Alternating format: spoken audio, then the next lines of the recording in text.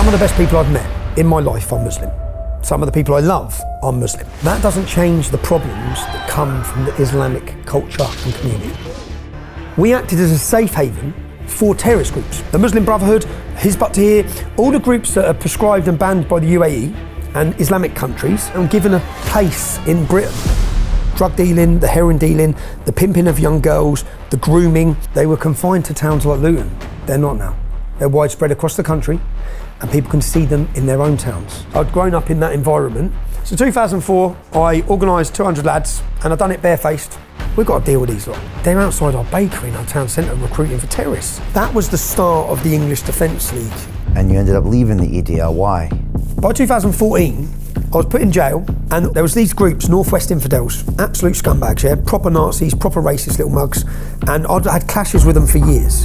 By the time I come out of jail, I watched the demonstrations I've missed and I see them all there. I realised that what I need the public to see is what I've seen. Rape after rape, extremism after extremism, terrorism after terrorism. That's when you became a journalist. And I become the most watched journalist in Europe. I was covering stories that no one else would. I produced Panodrama. It had 2 million views in 24 hours. I was deleted from everything. What I wasn't ready for was the state persecution. They've wanted to set an example, to send a message to everyone else, but it's backfired because I'm a stubborn little shit. And my last prison sentence was for making a film. I've got all the proof that the whole court system is corrupt. The whole judiciary is corrupt. You showed it in Trafalgar Square and they put you in jail. I said to the kids, I want to play the film, Dad's going to go to jail. I want their permission to do it. I explained that I feel I have to do it. I've gone through this life for 15 years, everything we've all seen. Remember, my kids have lived in 8 houses. Houses being smashed up, cars being smashed up. My kids were there when people come up saying, we'll stick holes in you. My son after that wouldn't walk down the street with me, he had panic attacks all the time. And he was about 9. So yeah. So then I played the film. My son come on a visit and said, Dad, it's on 140 million views, Dad. We've done it. I was like, yes. And when Elon Musk shared it, this first week of January, I've rung home. Son's like, Dad! And I'm ringing, I'm like, what? He goes, Elon Musk just pinned Free Tommy Robinson. He shared the film. In that first week in January, I sort of relaxed because I knew it was worth it. You have an event coming up September 13th in London. This is going to be the biggest thing London's seen. And you said bring your family, bring your kids. I get shown love everywhere I go now, so change is coming. To people who are upset, to people who feel alienated, alone, you're not alone, man. You're the majority. Change is coming. They can't stop it.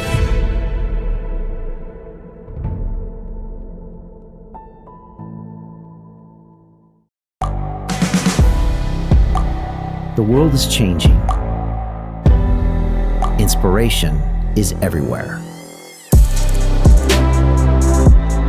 It has never been so easy to connect, share, and bring people together. We're learning from others and finding the best in ourselves. Challenging our beliefs. Sharing our vulnerability.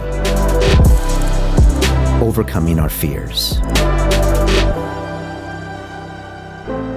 Transforming ourselves so we can transform the world. How far can we go? This is London Real. I am Brian Rose. My guest today is...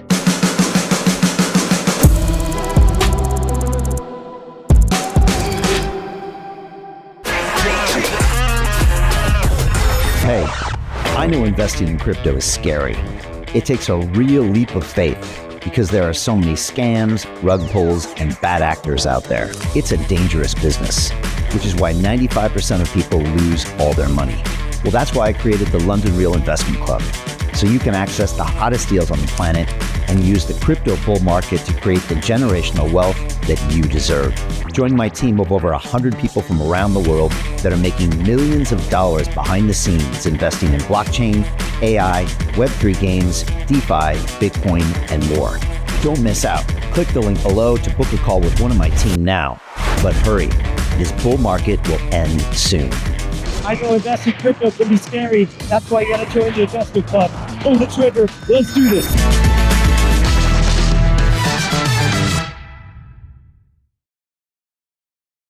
This is London Real. I am Brian Rose. My guest today is Tommy Robinson, the citizen journalist, political activist, and vocal critic of Islamic extremism in the UK. Over the past decade, you become one of the most recognizable and polarizing figures in Britain, known for your uncompromising views on immigration, radicalization, and the institutional cover-ups involving grooming gangs across the country. You're the creator of The Rape of Britain, an investigative documentary series that accuses local councils, police forces, and media outlets of ignoring or enabling the systematic exploitation of vulnerable children. The project has reignited national debate around free speech, press freedom, and the accountability of public institutions. Your activism has led to arrests, legal challenges, and bans from major platforms, something we've also experienced here at London Real. While some see you as a whistleblower confronting uncomfortable truths, others accuse you of fueling division and spreading extremist rhetoric. You said in the past that Islam itself is the root cause of much of this extremism, but when I spend time in places like the UAE and cities like Dubai, I see something very different. An Islamic-based culture and government that promotes safety, traditional values, and an anti-woke ethos without the problems you highlight in Britain. Today, I want to discover who is Tommy Robinson and ask what your story exposes about the growing crisis in Britain, Europe, and now the United States, the spread of extremism, the collapse of institutional trust, and the systematic erosion of free speech in so-called democratic societies. Tommy, welcome to London Real. It's good to be here. We're going to have a lot to talk about. I feel like this was always going to happen, and I'm really glad it's happening. So thank you. I think we should start from the beginning. I want to hear about what it was like to grow up in Luton in the 1980s and 1990s and 2000s, because I think that without understanding that, no one understands who you are or your political views or even your activism today. And I also think that where the public have shifted, the problems that I spoke about growing up as a child, and when I started talking about the problems in Luton, they were confined to towns like Luton. Right. They're not now. They're widespread across the country, right, and people can see them in their own towns. So then they're realising, damn, many of the things we spoke about, which we were called lies for, or fear-mongering, or exaggerations, like the rape gang scandal, we were talking about that for 20 years, and no one wanted to believe us. Now they realise we were telling the truth.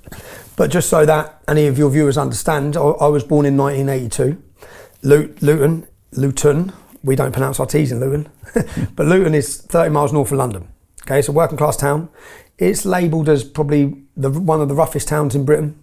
It's a lot of poverty. But when I was born in 1982, we had one mosque. We now have 45. Yeah. So, and Luton, sound posh saying that, Luton is a blueprint for every town and city. Okay, the demographical change to Luton, the problems that come in Luton, they're going to go on in every town and city. And that's what we've been trying to warn about. It's Luton today, is your town tomorrow. You can ignore it if you want, but it's coming. You can move out of Luton if you want, just come in there in 10 years. Yeah? The demographical change in this nation, which has been accelerated through mass immigration, open border immigration, weak cowards as government, no one willing to address this issue. Even now, Nigel Farage won't address it. He doesn't care about the demographical change to the country. So he doesn't care if white English become a minority. Well, white English are a minority in Luton. And as I said, it's a blueprint. But so you understand growing up, and I want to make something clear. You spoke about the United Arab Emirates. Just so people understand, some of the best people I've met in my life are Muslim. Some of the people I love are Muslim. Yeah? Luton, growing up at school, some of those wonderful and best people I've ever met, yeah, are Muslim. That doesn't change some of the problems that come from the Islamic culture and community. Doesn't change it. So some people try and argue, oh yeah, but my kebab shop worker or the tax driver I had was a lovely bloke. That doesn't prove Islam's going to be good, okay? So the changes you see, when I grew up, when I went to my junior school, it was different. But when I went to high school, in our area of Luton, we had buses full of Pakistani Muslims being brought up to the high school, yeah? Now, Luton, my mum was an Irish immigrant to Luton. When my mum come, it was no blacks, no dogs, no Irish. That was what was on the, that was the shops, yeah? And the Irish community were in one area of the town. And then there was the Muslim community. But the Muslim community, compared to all the other communities, there was no integration or assimilation. And I only realised this when I went to high school. Because when I went to high school, we had St. Lucians, Jamaicans, Bulgarians, Italians, Indians, so Sikhs, Chinese. We had everyone, every son of every immigration. But straight away at school, the Muslims were just all together. For example, you had the Muslim playground and the non-Muslim playground. Luton's division was never through race, because white and black was like this. Yeah? Luton has as a youngster, I was elevated towards the football hooligan scene in Luton. As a young working class kid, I went to football and lads would meet up on a Saturday and have a boisterous day out of the football. But Luton's football hooligan element was very diverse. It's all whites and blacks. Always has been. So the older generation from me that I aspired and looked up to as a kid, it was white and black men standing together fighting on the terraces. Yeah, that's why. So Luton's never had, and I never experienced it, any racism. I never saw racism. It was, if there was ever trouble, the whites and blacks would be together and they'd be fighting the Pakistanis. And that happened at school time and time again. Yeah, and I explain it to people that if you just walk into the school dinner hall, go into any school in Luton, yeah, I guarantee you, when you walk in, you'll have everyone sitting together and in the corner there'll be 10 tables of Pakistani Muslims. They won't even sit with you. We didn't create that as children. That wasn't us. And I never really understood it, if I'm honest, growing up. I didn't get it. I just knew the Pakistanis were different. There was something very different about the Pakistanis. If you have a fight with one, you might as well declared war with the whole community. Yeah. If you have a fight with a 13-year-old Pakistani boy at school, when you get outside, there's 20 men waiting. And any lads listening to this around the country who grew up where Muslim communities are know the score. Yeah. They just stick together. They come from everywhere. Makes them stronger. Yeah, and it's a strong culture. It's a strong ideology. It's a strong brotherhood. In fact, it's filling a void of something that we've lost, which is why many people are converting to Islam. We can get onto that. There's some benefits of Islam. There's some things you should respect about Islam, about the way as a community it brings itself together. But there's a lot of problems that come from it that we must talk about. So, is there any parallel with like Italian immigrants in America and the mafia, that they would move together to have some strength for an immigrant group? And they would do the same here? Maybe when the Muslim community first come to the UK, this is what I understand, yeah? In Luton and towns like Luton, maybe they were targeted, maybe there was racism, maybe they were victims, and maybe they clubbed together and stuck together. Maybe, yeah? But when you understand, 2010-11, I was on solitary confinement. I spent 22 weeks on solitary confinement. And a Muslim outreach group sent me a Quran to try and convert me to Islam when I was in prison. And I opened up the Quran. I thought, right, I've never looked at the book. Let's try and understand this book. And I'll challenge anyone watching this to do it. Take the Quran and make a reference every time it says, do not be friends with Christians or Jews. Just reference the verse and the chapter. And I started going through and I'm making notes and I had pages. And everything I'd seen my whole life just fell into place. I just looked and thought, oh my God. So all of these children are being brought up in their households from this big, reading this book, which tells them not to be friends with Christians or Jews, which teaches supremacy over Christians and Jews, which teaches total non-assimilation and integration. It's from this book. That's when I realised this is the problem. This is what's created, even if it wasn't violent, this is what's created the total Islamic ghettos. And I challenge journalists, again, I'll challenge anyone to do this. Yeah? Whenever a journalist used to come to Luton and interview me, when I set up the English Defence League, I'll get on to explaining why we've done that. But I would say to a journalist, okay, you go and find Muslims with non-Muslims. Go on, we're in the town centre. Go find me any Muslim with a non-Muslim. You're not gonna. You might find them working together, but as soon as work finishes, just like when school finishes, yeah, it's the Muslims and it's the non-Muslims. You'll find whites with blacks. Every group of white boys will be with blacks. Every group of black boys will be with whites. Well integrated, well assimilated. Yeah. You won't find it. You just won't find it. Unless they're selling them heroin or selling them drugs or raping them, you will not find it. And that's just, and again, that's the truth. It's also given them the power. It gives them that maybe other groups are jealous of. I'd say at times we've been jealous as a community looking at the Islamic community, at the togetherness, the brotherhood, the staunch identity, and it's filled a void of what the weakness in what the West has become. When our families have come under attack, which is all orchestrated and organised, yeah, weaken the family, attack the men, feminise the men. We're witnessing all this happening to the Western Christian nations. Yeah. And as that's happening to us, you have Islam, which says, we're not weakening. Yeah? We're not flying rainbow flags. You have to hold your hands up. I remember when I watched the World Cup in Qatar, I was like, it's their country, governed by their laws, yeah? And I was actually thinking, yeah, I was about time someone told them to take those rainbow flags down. Yeah? Stop pushing that shit. But at the same time, there's lots of flaws with it. But I think it's filled a void. So you respect it to a certain extent, but it's also terrorizing your country. It's terrorizing our country, it's changing our country, it's dominating our country. And I respect it in a certain sense, and I can give so many examples, Brian, of, say for example, We set up the English Defence League, yeah? I'll rewind and explain why, because there's lots of justification why. But I set up the English Defence League. We're a street protest movement. We come out of Luton, spread across the whole country. When did it start, roughly? It started 2009. 2009. Now, so my first, just so you understand my upbringing, I went to school. I was from a working class background. I done well at school. I didn't try. I got 11 grades, I got 11 A to C's, I got an A in maths. I didn't look at one book, yeah? I could sit in class and mess around the whole class and breeze it, okay? I was quite natural, it was easy for me. Yeah. I didn't study a bit, I passed all the GCSEs. When I left school, I applied to be an aeronautical engineer. At Luton, right? At Luton, and I qualified, I went to work and I qualified, and I knew very quickly I shouldn't be there, if I'm honest, yeah? When I started talking to the other people that worked there, who I didn't have much in common with, I asked them where they lived, and they all lived in villages, and they're all from wealthy areas, all the people who worked as aircraft engineers. And I just felt out of place. And I think I felt out of place because of my background and where I'd come from. And I'd go out and I'd come in with a black eye after a night out, and everyone would look at me like an alien. I think, what's going on? Like, and the way you're brought up in Luton, what you think's normal in Luton, I only realised isn't normal as I grew up. Like what? Like fighting and violence and way to deal with things. Our school would fight the other schools every Friday. Lads would be going out 30-handed looking for other lads. And that was just part of growing up. And if someone says something to you negative, you'd beat them up. But that's not normal. But it took me a long time to realise that's not normal.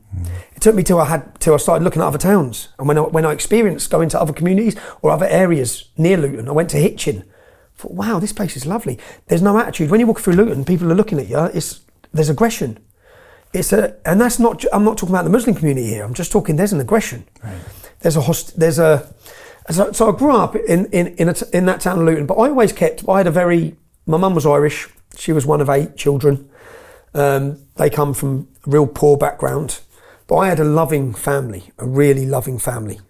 I had a great upbringing, and I guess I was always in the group of lads that were causing lots of trouble, but I never got involved in the criminality.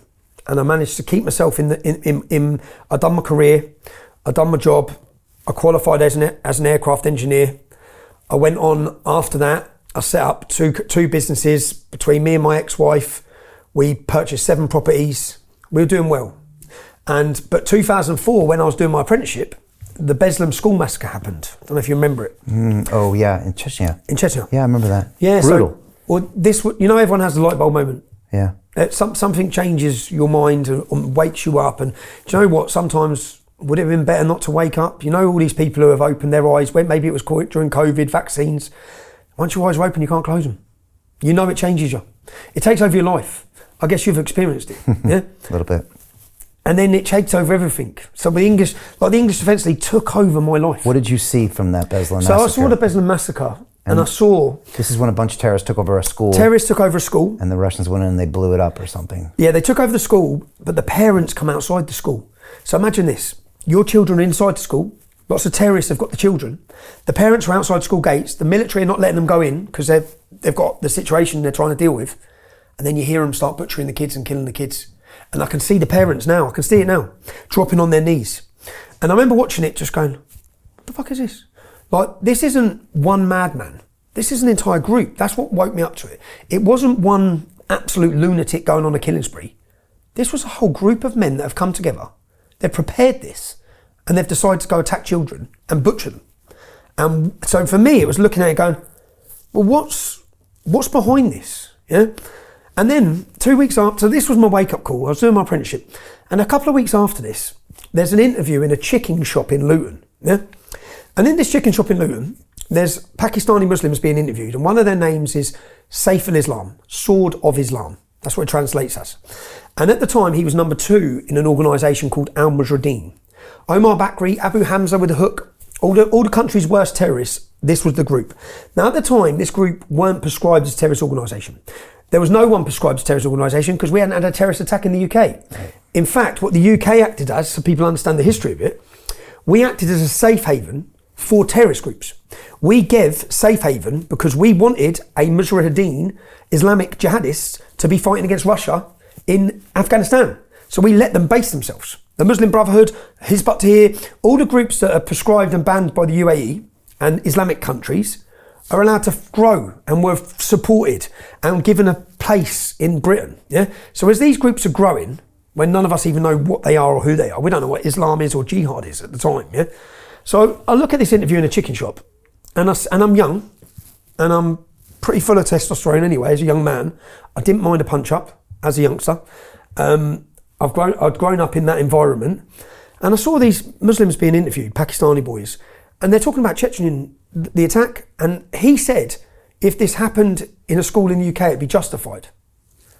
And I'm looking, thinking, who the fuck is he? I've already started looking at that group, the group that done it. So enough, and then I just zoomed in on him and thought, Saif al-Islam, let me see who he is. It's funny because I end up having a clash with him years later on the documentary. He punched me through the car window. It was a viral video, but I can get onto that. So I look at him and I go, right, who's he? So I look at their head office, and it's on Biscuit Road in Luton, and I start looking at the group. And that's how do you get out of a rat race? How do you create wealth not only for yourself, but also for the generations to come after? I am absolutely amazed with the quality of companies that we're getting exposure to. We go on to Zoom calls with the innovators and the folks who are building new applications in metaverse, blockchain, artificial intelligence, decentralized finance. What's going on, everybody? Thumbs up if you can see me. We are focusing on early stage investment. And the quality of people that we're getting exposure to, whether it be Dan Tapiero with 1RT, Jason Ma from Open, Yatsu from Animoca. It's been a phenomenal experience thus far. It has far exceeded my expectations. We are focusing on cutting edge technologies. I view it now as the best investment I've ever made. The upside I view is unlimited. And as a retail investor, I would never get this exposure anywhere else outside of Investment Club. See you in the Investment Club. I see that every Saturday they're outside Don Miller's Bakery in Luton Town Centre. So the next Saturday I went down to watch, and there's a whole massive group of them, and they're openly at this time. This is before they were stopped. Do you remember Abu Hamza with a hook in Finsbury Park Mosque? People might remember this. He used to stand and preach to hundreds of balaclava wearing Muslims, and there'd be promoting jihad and planning jihad, and no one stopping them. Free speech it was, yeah? Free speech. If you talk against it, you get nicked, but it was free speech. So that's all going on. And then I looked, so as I'm standing there watching, they were recruiting people to go fight against British Armed Forces, yeah? Wow. Sending them out and helping them, and had all these pace tables set up. And there was a copper there. And I said to her, what the fuck is this? And how are these doing this? She said, it's free speech. I said, all right, see if it's free speech in 2 weeks then. She said, what? I said, we'll see if this is free speech in 2 weeks. So 2 weeks later, I organised about 200 lads, this is our football lads, and got the lads together and said, we've got to deal with these lot. Yeah, as in, they're outside our bakery in our town centre recruiting for terrorists. What's going on? Like, and I guess I've always been a bit tribal anyway. Tribal about school, tribal about Luton, tribal about my country. And I just felt, Luton's our town. And then every time anyone hears Luton mentioned in the media, it's about jihad, terrorism, and it's always beaten down. But inside Luton is a population of working class men and women who love the town, who love the country, who love our armed forces. So this is 2004. So I called it Ban the Luton Taliban. And I made leaflets. And I thought, do you know what? Everything I've seen growing up in this town, my cousin was a victim of what we now call grooming gangs. She was 14, she was raped, gang raped. She woke up naked, getting raped by loads of men with beards, and she'd run through the streets, and the prostitutes on the streets stopped her. They rang her dad. The family ring the police, nothing, yeah? In the end, she'd be climbing back out the window to get back to the Muslim gangs for their heroin fixes, and the police would just say she's a drug addict. The reality, she was a child who they'd enticed, groomed, and then raped, yeah? And nothing was done. And do you know how many girls I went to school with and watched these things happen to? Yeah? So we're watching all this growing up. We're seeing all the hostility. You had the 7-7 launch pad there in Luton, fertiliser bomb pot Luton. Q was the main Al-Qaeda bomb maker, drove a taxi in Luton. All Luton, Luton, Luton. Stockholm bomber, Luton. CIA named Luton as the epicentre for terrorist activity. Why? Because this group, that's what it was, this group. 60% of Muslims in prison now for terrorism are ex-members of this group. This group was out of control, and no one even knew about them. So 2004, I organised 200 lads, and I done it barefaced. I went down and said, fuck them. Right. And in the leaflet, and this leaflet made on the front page of my newspaper. So when I done a presentation in 2015 at Oxford University, I wanted people to understand the history. The English Defence League was born in 2009. It didn't come from nowhere. Yeah? There's been a lot going on in this town. Right. And a lot has been allowed to happen. So I had the opportunity in 2015 to explain it to an audience at Oxford University and say, let me tell you who I am and let me tell you where I come from and see if you still have the same opinion. Because you've got an opinion on me based on media, but you don't know you haven't seen what I've walked. You haven't lived my life. Yeah? So I'll talk about certain things, like there was a gentleman called Mark Sharp in Luton. His son was my age. He drove past and he had a road rage with some Muslim lads. He called them wankers. And then they followed him. And as they followed him, they rang for reinforcements. And they get him, as he pulls up with his son to get a takeaway, they get out and they're beating him with baseball bats. And he doesn't go down. He was a tough bloke. He doesn't go down, and they jump up and snap a knife off in his head. And they kill him. He survived for about a week in hospital, but then he died. And I remember this. This is just one incident. I remember loads of incidents like this. When they went to court, read this case, it will shock you. Yeah. When they went to court, the judge said to the jury, you can decide if what Mark done by calling them wankers was enough to provoke a young Asian male. They got 2 years and 4 years. They butchered him, killed him in front of his son. His family left Luton at the time. They all moved out. Yeah? So I'd watch instant after instant, rape after rape, extremism after extremism, terrorism after terrorism. 2004, in the leaflet, which I dug up for Oxford University. And the reason I dug it up was for, say where we are now. I want people to know I've never changed. What I said in 2004 is what I'm saying now. Now in the leaflet in 2004, I said whites and blacks, because it's not a white issue in Luton. Remember, I'm not from a white town, yeah? The people I love are not all white. So when people tried to wear around white supremacists, like, what are you talking about, yeah? But I said whites and blacks are being religiously and racially targeted. The police are doing nothing about it. And the reason being, you see what's now become a phrase in British politics, two-tier policing? I watched it my whole life. If you're outside a nightclub and the whites and blacks are having rows with the Pakistani Muslims, the police turn up and smash the whites and blacks. Why is that? Because they're scared of them. They're scared of the power they have. Or is it also the wokeness, it's the mind virus that came the last 20, 30 years? Well, I'd say after Stephen Lawrence, there was institutional racism, it went 360. It's gone so far the other way. And that was the fear of being called racist, the fear of the perception of racism, and that flips it the other way. Your whole career's gone. Your job's gone. And what would happen if the Muslims, say something went wrong with a couple of Muslims, there'd be 200 at the police station. You saw what happened in the Manchester attack. I think the verdict's come, Manchester airport. Yeah. So when the police officer kicked him in the head. Yeah. There were demonstrations everywhere. We find out that they were beating innocent people up in the airport, breaking police officers' noses. But the Muslim community will take to the streets. In Luton, the Muslim community will riot.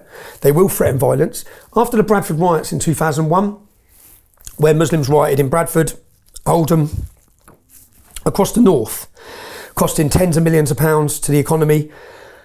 After that, they got concessions in everything. And what their leaders always say is, we won't be able to control the youth. And their leaders act as negotiators. So they sit down and negotiate with the government and police forces, and then the police pander and basically let them get away with everything. And that's what we'd seen growing up in Luton. And the other thing is that politically, so Luton at the time, I remember when I looked into this, we had 19 mosques, and the leader of the council of the mosques sits down with the Labour council, and they do a deal. Right. This is how it works. Right. Yeah. Yeah. You want 40,000 votes? This is what you need to do. Yeah. And they'll get land for a mosque for 50p. They'll get this concession, that concession, and then they get voted in by Labour. And then we, as working class, we become irrelevant. White working class, we're gone. Yeah, because we don't vote in a military fashion. Right. We don't organise ourselves. We don't have the community spirit, the community togetherness of 19 mosques telling them who to vote for and organising. So for Labour to stay in power in Luton, we don't matter. They do. So the funding, everything goes that way. Yeah. And when we started, so when I started the English Defence League, so this was 2004. Yeah. This is 5 years before the EDL.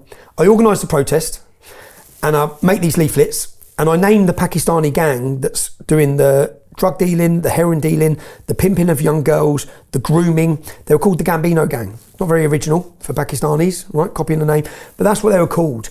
And 3 years later, the national newspapers run a story on the same gang, saying that gang are funding terrorism, and there's a link between the street level gangs and the terrorism, and they fund each other.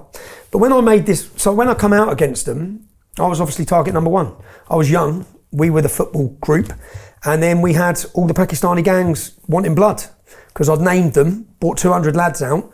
For that first day, the terrorists weren't there. They bottled it. They always do bottle it, if I'm honest. When it's been on, they bottle it. Yeah. When the English Defence League started, they bottled it. They weren't there. Yeah, That's guerrilla tactics, right? That's what they do. Then they come out in numbers. Then they come out in numbers and they get you. So in 2004, you had printed all this up, Profile. including the gang, including the heroin and the grooming and all that. You had called it all out. I called it all out, and if you watch on my Oxford Union presentation, I read the leaflet out and I show the front page of the paper. When I'd done my presentation, I went to the library and went back through the papers to get the leaflet to just show everyone, this is what I was saying then, yeah? And it was ignored, and I'd seen it, and this is where we are now. And this was so by the time 2009 comes, by that time I've had clashes with with all the drug gangs, because they've all wanted to get me. They've smashed my mum's house up. I can't go out in Luton unless I go out at 30 lads. But that just become normal, yeah. And then by the end of a few years of battling, when they see you, so all right, you know, you grow up from being 20 and you're all fighting each other. As you get older, so then by this time I'm 24, 25, and there's a soldiers' homecoming parade in Luton. And as the soldiers are marching through, I went down on a Tuesday morning and I stood there. And as I got down to the town centre, it was a homecoming parade for the Royal Anglian Regiment. And as I come down, I saw police everywhere. And I thought, what's going on? Like, yeah, we got a soldiers' homecoming, but there was quite a high presence of police. And then I saw about 30 women wearing niqabs, yeah? And then I started spotting the jihadists, Saif al-Islam. Remember, so lots of these are now dead. 3 of them died fighting for ISIS. Saif al-Islam's done jail for ISIS. Roger Ibrahim, I used to hang around with him as a kid. He was a convert in jail. He's now done jail for ISIS. So this group, they've all been dismantled now, but at the time they weren't. And I saw the police take them, and then I saw my town hall. The doors opened, and they walked them all through. And I was watching them walking through, thinking, what's going on? And then as the soldiers and their families have come marching down here at the back of the town hall, they took the Muslims right to the front, and then they spat at them. They spat at the soldier's mum's face. Now in this regiment, Scott Muntridge was from our estate, 26, he died. Michael Swain, 19, lost his legs. So you can imagine the feeling of a community. They're there to pay respects, and then watch this. So when we saw this, people got angry, the police turned their batons on us. And I remember watching it that day, and watching it all develop, and being so angry, because it's Luton and it went world news, and all they were shouting butchers of Basra, all the Muslims were. And then we found out, because there's probably about 60 or 80 of them. But then we found out, because they nicked my cousin. They nicked a couple of our lads that day. And then when they nicked them, we got the intel reports that the police detained 330 Muslims coming off the motorway. So they knew they were coming from everywhere to attack the troops. So they stopped the ones that were coming from outside Luton, but the Luton ones they couldn't stop. So this happened, and then we found out that all the mosques were leafleted the week before, and that the police knew it was going to happen, the council knew it was happening. And this is the problem. The council knew and the police knew what they were going to do, but they're so scared of them, they couldn't tell them no. Now, if we said we want to protest outside a mosque or on an Islamic event, they wouldn't let us. Yeah? They wouldn't let you. So when we watched it, I thought, right, if they get away with this, if they're allowed to do this, what's next? Soldier's funeral? What's next? They're going to be going to graveyards? What are they going to do next? There has to be a reaction to this. The country has to know there's a reaction to this. The police need to know there's a reaction to this. So I set up a group called the United People of Luton, the UPL. And the first event was the community, my aunties, family, women. And we tried to get to the war memorial that they got to. And when we turned up on the day, hundreds of us, we had banners, we made it very clear, National Front, the Nazis go to hell, Saif al-Islam go to hell, Islamic extremists go to hell, we want our town back. In fact, on that first march, the second march, you can find it on YouTube, it was the first singing of, you hear now at demonstrations, we want our country back.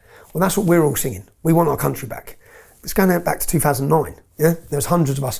But when we turned up, the police, I paid a cameraman, a wedding photographer, contacted a wedding, and I've done this because I know what happens, because I've seen it my whole life. But I wanted everyone else to know. I wanted the public to see the difference between how we're treated and how they're treated. So I paid this cameraman £450, and he's a wedding cameraman. He must think, what's he? And then when he turns up, there's like hundreds of us, and so you just need to video with us, follow us, and video everything. So we walk down, the police come from everywhere, and then they stop us, take your shoes off, searching our socks, putting their hands in our pockets, cameras in our faces, what's your name, where do you live? So I just said, you didn't do this to them. On that Tuesday, when they went through our town hall, you didn't stop and search them, I watched you. There was no searching of them, there was no cameras in their faces, and then they kettled us. So when we tried to get to the town hall, they kettled and they didn't let people past. The police come past on a horse. They knocked a little black lad. They knocked his teeth out. Isaac, my mate. They knocked his teeth out, and they kettled us for 3 or 4 hours. Women were having to urinate in the street, and we were ready to blow. I was like, no, you let them get to the war memorial. Now we've turned up as a community to get to the war memorial.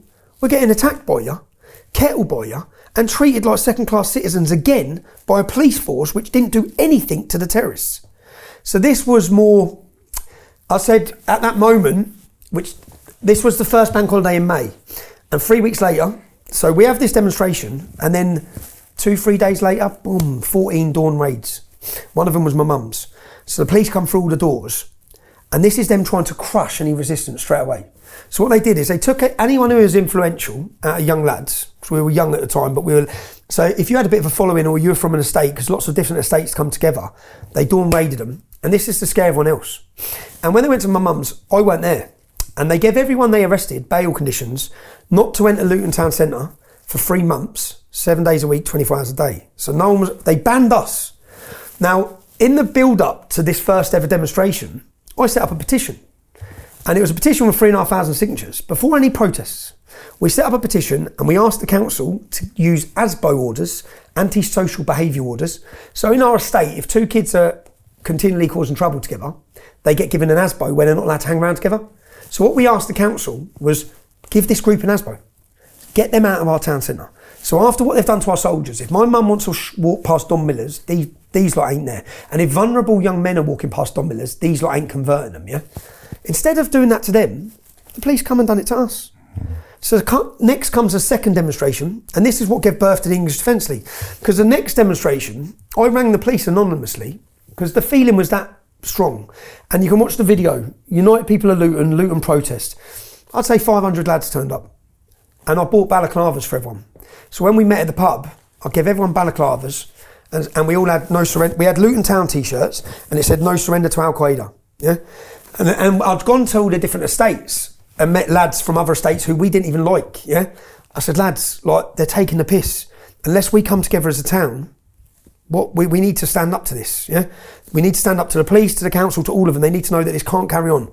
So we all turned up that day, gave out the balaclavas. I rang the police beforehand, anonymously, and said, if you stop us, I'm just warning you, if you try and stop these lads, I'm giving you the feeling of the town. Luton's going to burn.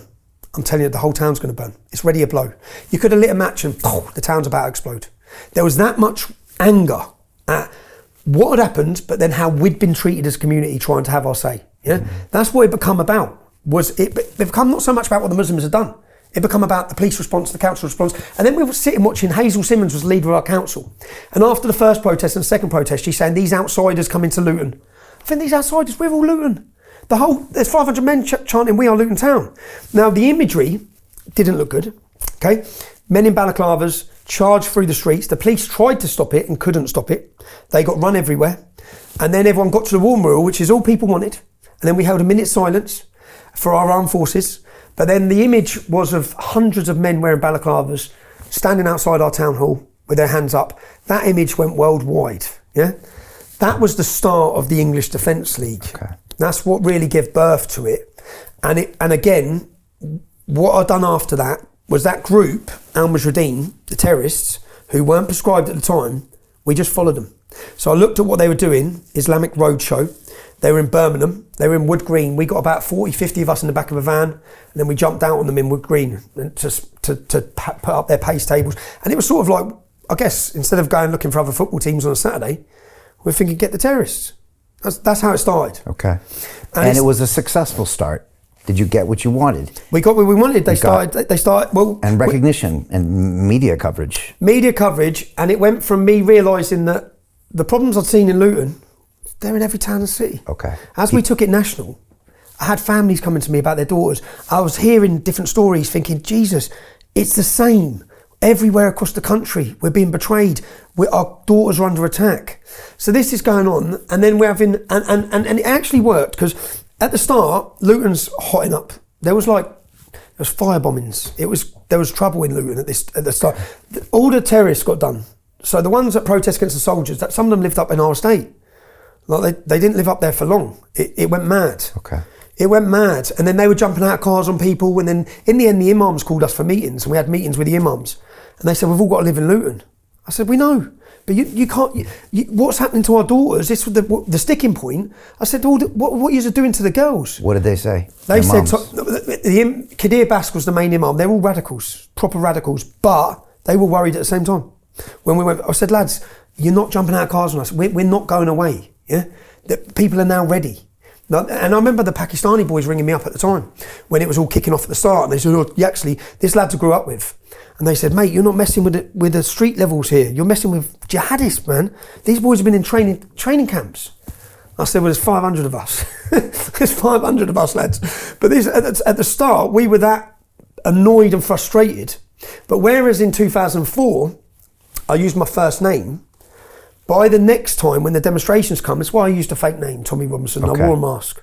Okay. No one knew who I was at first. They knew we were all there as football lads, but no one knew who the leader was. Is there power in that? There is at the time. There was at the time because I could do it anonymously and not face the backlash. Okay. It took about a year before everyone knew who I was. And then I faced the threats, the terrorism, the violence.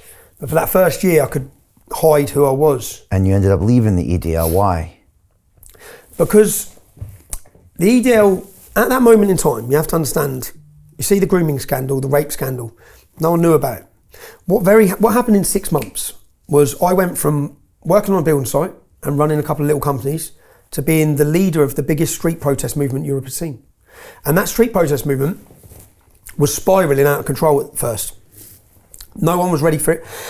The police didn't know how to deal with it. We didn't know how to deal with it. We went from Luton, there was 50 of us in Luton. The Islamic Roadshow, this group, set up a pace table in Birmingham and they had a banner that said Jesus was a Muslim. And they held a banner up and they converted an 11-year-old boy called Sean. I showed this video on my Oxford University so people understand what we've done. And they converted this boy called Sean to Islam and they're all chanting Allah Akbar. Now, you can't leave Islam, not as far as these jihadists' mindset is. They want to kill you. So I thought, you're now converting our kids. You've gone from attacking our soldiers to shopping centres in Birmingham to converting English kids. I said, no. So we went to Birmingham to try and highlight that. Now, when we went to Birmingham as a group of 50, and we got there, well, Salma Yaqub was a Muslim politician, and they'd all told everyone the National Front, the BNP were coming, and Muslims come from everywhere, and we got attacked, we got battered, people were hospitalised, the police couldn't get us out of there. They locked us in a pub for about 3 hours, then the police brought buses in to put us in, and as they put us in the buses, all the windows come in, and every road we went down was littered with bricks. There were riots. The Muslim community come out to end us on that first event, yeah? But by this point, we had jumpers and hoodies made saying English Defence League. But there was only 50 Luton lads. That's all it was, yeah? And a few Birmingham lads had turned up. Now, from that first demonstration, the images in the national newspaper were English men on the floor and groups of Pakistanis jumping on them. So we'd watch what happened in Birmingham, and after this, there was a church in Longsight in Manchester, and a mosque, so Muslims had bought the church, and then they were just bulldozing over the Christian headstones. So then we watched that and thought, well, you can't do that. Right? So then we said, right, we'll leave Birmingham, let's go to Manchester. And when we turned up in Manchester, from that first event where we were violently attacked, 2,000 young men turned up. So we went from 50, but I took all the videos and was putting them on all the football messaging boards, saying Luton have stood up and showing the video of Luton, showing 500 Luton lads, saying Luton are standing up against terrorists, Luton are standing up against takeover. So, and then by the time we got to Manchester, 2,000 young men were there. And then I was like, wow, men have taken to this. And then men had come together. And the problem is, after the first incident in Birmingham with the violence against us, it weren't going to be 2,000 nurses that come out on the street. It was 2,000 young men who wanted some violence, who ain't going to back down. Right. We're not going to back down to it. So that then was the English Defence League, across the whole country, and it was set up, and it was so quick for me. I didn't. What the London Real Investment Club actually does for you, it gives you the keys to open that door to the inside deals. In the last 3 weeks, I've participated in 3 incredible deals: a layer 2 Bitcoin protocol, an incredible AI protocol. The deal flow is beyond what I expected. I don't think I've ever seen a model like this that just gives average folks the opportunity to be behind the deals, and that's exactly what we've done. Not only that, you get to hang out with Brian Rose every week. And for me, that was huge because because I look at Brian as somebody who's not only an expert in the space, and I think is on the leading edge, but just the leading edge of thought with London Real and the work he's doing there. To anyone who's taking a serious look at this, I know it's a big decision. It was a big decision for me and my family, and it is one of the best decisions I've ever made. So I wish you all the best and hope you come join us.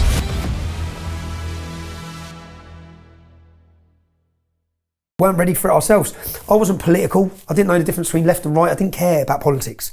I cared about making money. At that time, my passion was making money. Then all of a sudden I set up the English Defence League. And then we started highlighting issues, talking about issues. We'd go into towns and try and highlight and protest over things that happen in those towns. If you go back, people now know about Telford. They now know about Rotherham. There's videos of us there 5 years before any arrests, chanting Muslim paedophiles off our streets. Our daughters are not halal meat. So we become everyone who had been silenced, everyone who knew the problems in their towns, just come together. And the police didn't know how to deal with it, and we didn't really either. Okay. And at that time it was needed. So we were explosive, we were young, the world was watching, we become a household name in a year. Yeah, people didn't know what to do. No one did, but we didn't either. There was no plan for it. So all of a sudden I'm leading this group. Now, as I said, being from Luton, I despise Nazis.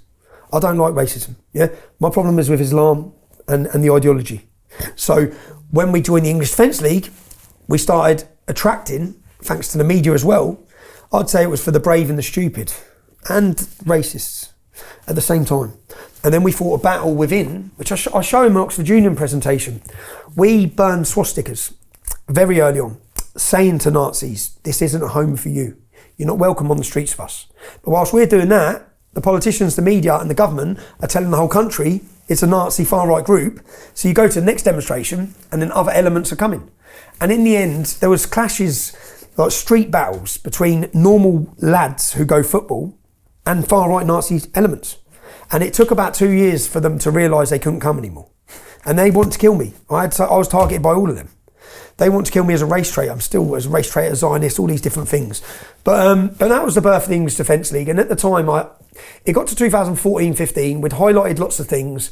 We'd done a Luton demonstration twice, 10,000 people. Then people wanted another Luton demo, and I, as a Luton lad, didn't. So then I felt I was being hypocritical at the same time, marching into other towns. Because when we had our first march in Luton, the council called me for a meeting. And I went down to the meeting, and they had cameras set up and said, Tommy, will you just sit down and talk to us? I said, yeah, fine. They had a baroness, a Labour baroness, and then about 10 representatives. They said, just tell us what's wrong with you. Tell us why everyone's upset. I said, okay. You want to know what's wrong? And I went through all of them. I said, where do you live? St Albans. Where do you live? Hitchin. These are nice areas. Where do you live? And I went through all the people who are meant to represent us. I said, none of you live in Luton. You're not even from Luton. And there was a Mohammed was there, the Muslim representative. I said, you live in Berry Park, don't you? The Muslim community. He said, yeah. I said, so he represents his community and you lot think you represent us. And then I took them up to Farley Hill. I took a representative up to Farley Hill. Farley Hill was one of the most deprived white council estates in Britain. And the park was built in the 1960s. I said, see that park? That's the park for our families and our kids. Let's take a drive down the road to the Muslim community. That's a £330,000 state-of-the-art park. You've neglected us and you've forgot us. Yeah? You've left us behind. And this sort of, my view there, it's not just my view. That's happened to the working class, the white English working class across this country. The biggest academic underachievers in education, white working class. We're failing and we've been left behind. I think it's like 8% of white working class kids on free school meals go to university, something like this, and 40% of black kids. So they're all going to uni, they're accelerating, everyone else is, because everything's set up for the minority. Yeah? We've just been abused. That's and that's how we feel. And that is wokeism? That's what I'd say it's wokeism, but it's also just councils pandering to power. They know where the power lies within a town, within the Islamic community. The future is Islam. The future vote bank is the Muslim community. Who do you appease for the vote? You appease them. We don't care about them anymore. So it's the votes. It's power. And the money in the commerce or the votes? A mixture of all of it, because when you look at the grooming gangs, the scandal across every town and city, it was covered up, it was hid successfully by government, even by the royals. They knew, they all knew. Yeah, the leaders of our country knew, the police force leaders knew. In every town and city they knew, and they actually conspired to keep it hidden Because it's not a convenient truth for them. It's not convenient truth because what it does is it highlights their own policy flaws. They've imported these men. They've brought them in. This is the reality of multiculturalism which they've forced on us. This is the reality of open border mass immigration from Pakistan and countries like that. You've brought it in. It's your problem, but they know the future lays with that community, so they don't want to upset that community. They're also, since 2001 with the Bradford riots, are terrified of anyone saying anything negative that might provoke the Muslims into a violent riot. That's what's happened. So then they all pander, just shit themselves basically, and say, let the little English girls get raped. We'll let that happen. We'll accept that so long as we keep getting voted for, we don't upset anyone. And the police force, as long as no one calls us racist. So when you think, what is the power of political correctness? When you actually say this out loud, people think, is it powerful? How powerful is it? It paralysed from one end of the country to the other of the most successful nation in the world, the most progressive, democratic, free-loving people, and they all stood there and watched children get raped in case they were called racist. That's the power of it. That infection of political correctness has totally paralysed, through fear, an entire nation of people. Well, it had until the English Defence League. Now, no one gives us credit. And people can question our tactics when we're on the street in that manner. And I learned a lot. Because it was violent and it had a bunch of other bad actors. There was violence. There was violence. We were rowdy. We were loud. We were unapologetic in what we were doing, and we were charging through cities. Now, if we didn't do that, would you have heard of the English Defence League? Right. If we didn't, would anyone now be dealing with the rape epidemic of young British girls? Would they? Because in 2009, if you look, you can draw a graph, and from 2004 to 2009, the graph goes a straight line. This is arrests for Muslim rape gangs. 2009, 2010, 2011, it just goes through the roof, yeah? Because they had to. At that point, they couldn't hide it anymore. Now, Andrew Norfolk is the journalist who won the awards for exposing the grooming gangs. His words, not mine. He won all these awards. Now, he says in an interview, he knew it was happening as a journalist, but it was a far-right dream. Pakistani men, white girls. And he was too scared to report it. So he, as a coward, like the rest of them, knew little girls were being raped, but was too scared to report it because of the demographics of the rapists and the victims. And then he saw the emergence of the English Defence League. This is his words. And then he decided, like I've got some moral high ground, he decided we had to take it back from the far right. Now what he means is, when he says far right, is English men that weren't willing to allow this anymore. He had to take it back from the fathers, the brothers, the uncles and the relatives of the kids that were being raped, who decided we've had enough of this and we're on the street now. Yeah, and no, we're not going to back down. Our ethos, what was it? We had death, prison or glory. We will not submit. Now, Islam translates as submission. So our main thing is we're not submitting and we're not backing down. Yeah, and that was needed at that time. But get to 2014, I no longer felt it was needed, in the sense of the arrests were happening, not to the scale they should be, but we'd done pretty well. No one had been killed. 6 Muslims got caught on the way to kill us. They got caught with suicide vests, guns, bombs, everything. They got 30 years in jail. But if they would have been successful in blowing up that English Defence League event, that could have started sectarian conflict. Now, we had a lot of contact with Northern Ireland and people in Northern Ireland, and there was the troubles in Northern Ireland with the Republic of Ireland. And I remember all the people there saying, you do not want to go down that path. Yeah, you don't want your country, and we didn't want that. So it gets 2014, and remember, this is before the rise of these. Yeah, if you wanted to speak to people, you got 5,000 on the street and you told them what's happening. By 2014, I've decided I'm leaving the English Defence League anyway, and I made that decision because I was put in jail, 2014, and all the groups I'd fought. There was these groups, Northwest Infidels, absolute scumbags, yeah, proper Nazis, proper racist little mugs, and I'd had clashes with them for years. I go to jail. By the time I come out of jail, I watch the demonstrations I've missed when I'm in jail, and I see them all there. And I'm like, when you think of English Defence League, what do you think of? It's me. I'm the face of this shit. Yeah? I've got to walk around Luton with my head held high, which I can do because I've stood up for what I believe in and what's right, morally right, and it has never been a racist group, and everyone knows me in Luton, all the blacks know me, everyone knows me, I've got a good friendship basis like that. So I could always do that. But when I saw that, I thought, am I the only person holding these lot back? I'm not being the face of that. So I made the decision to leave, but then I also made the decision to leave, but not to try and find a solution to the problem, but not give up what we were doing. And I realised that what I need the public to see is what I've seen.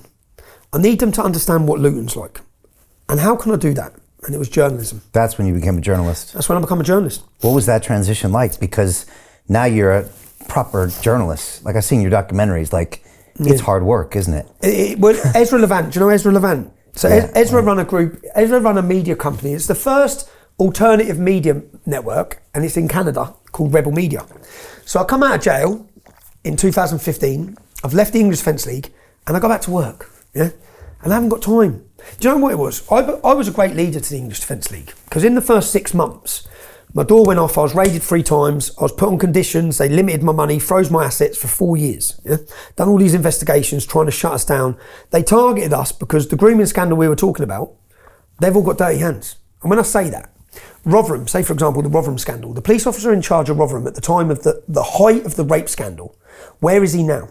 He's the head of counter-terrorism. Yeah? I'm on a terrorist charge right now. Yeah? The same people that are worried about what's going to come out, yeah, they've not been demoted.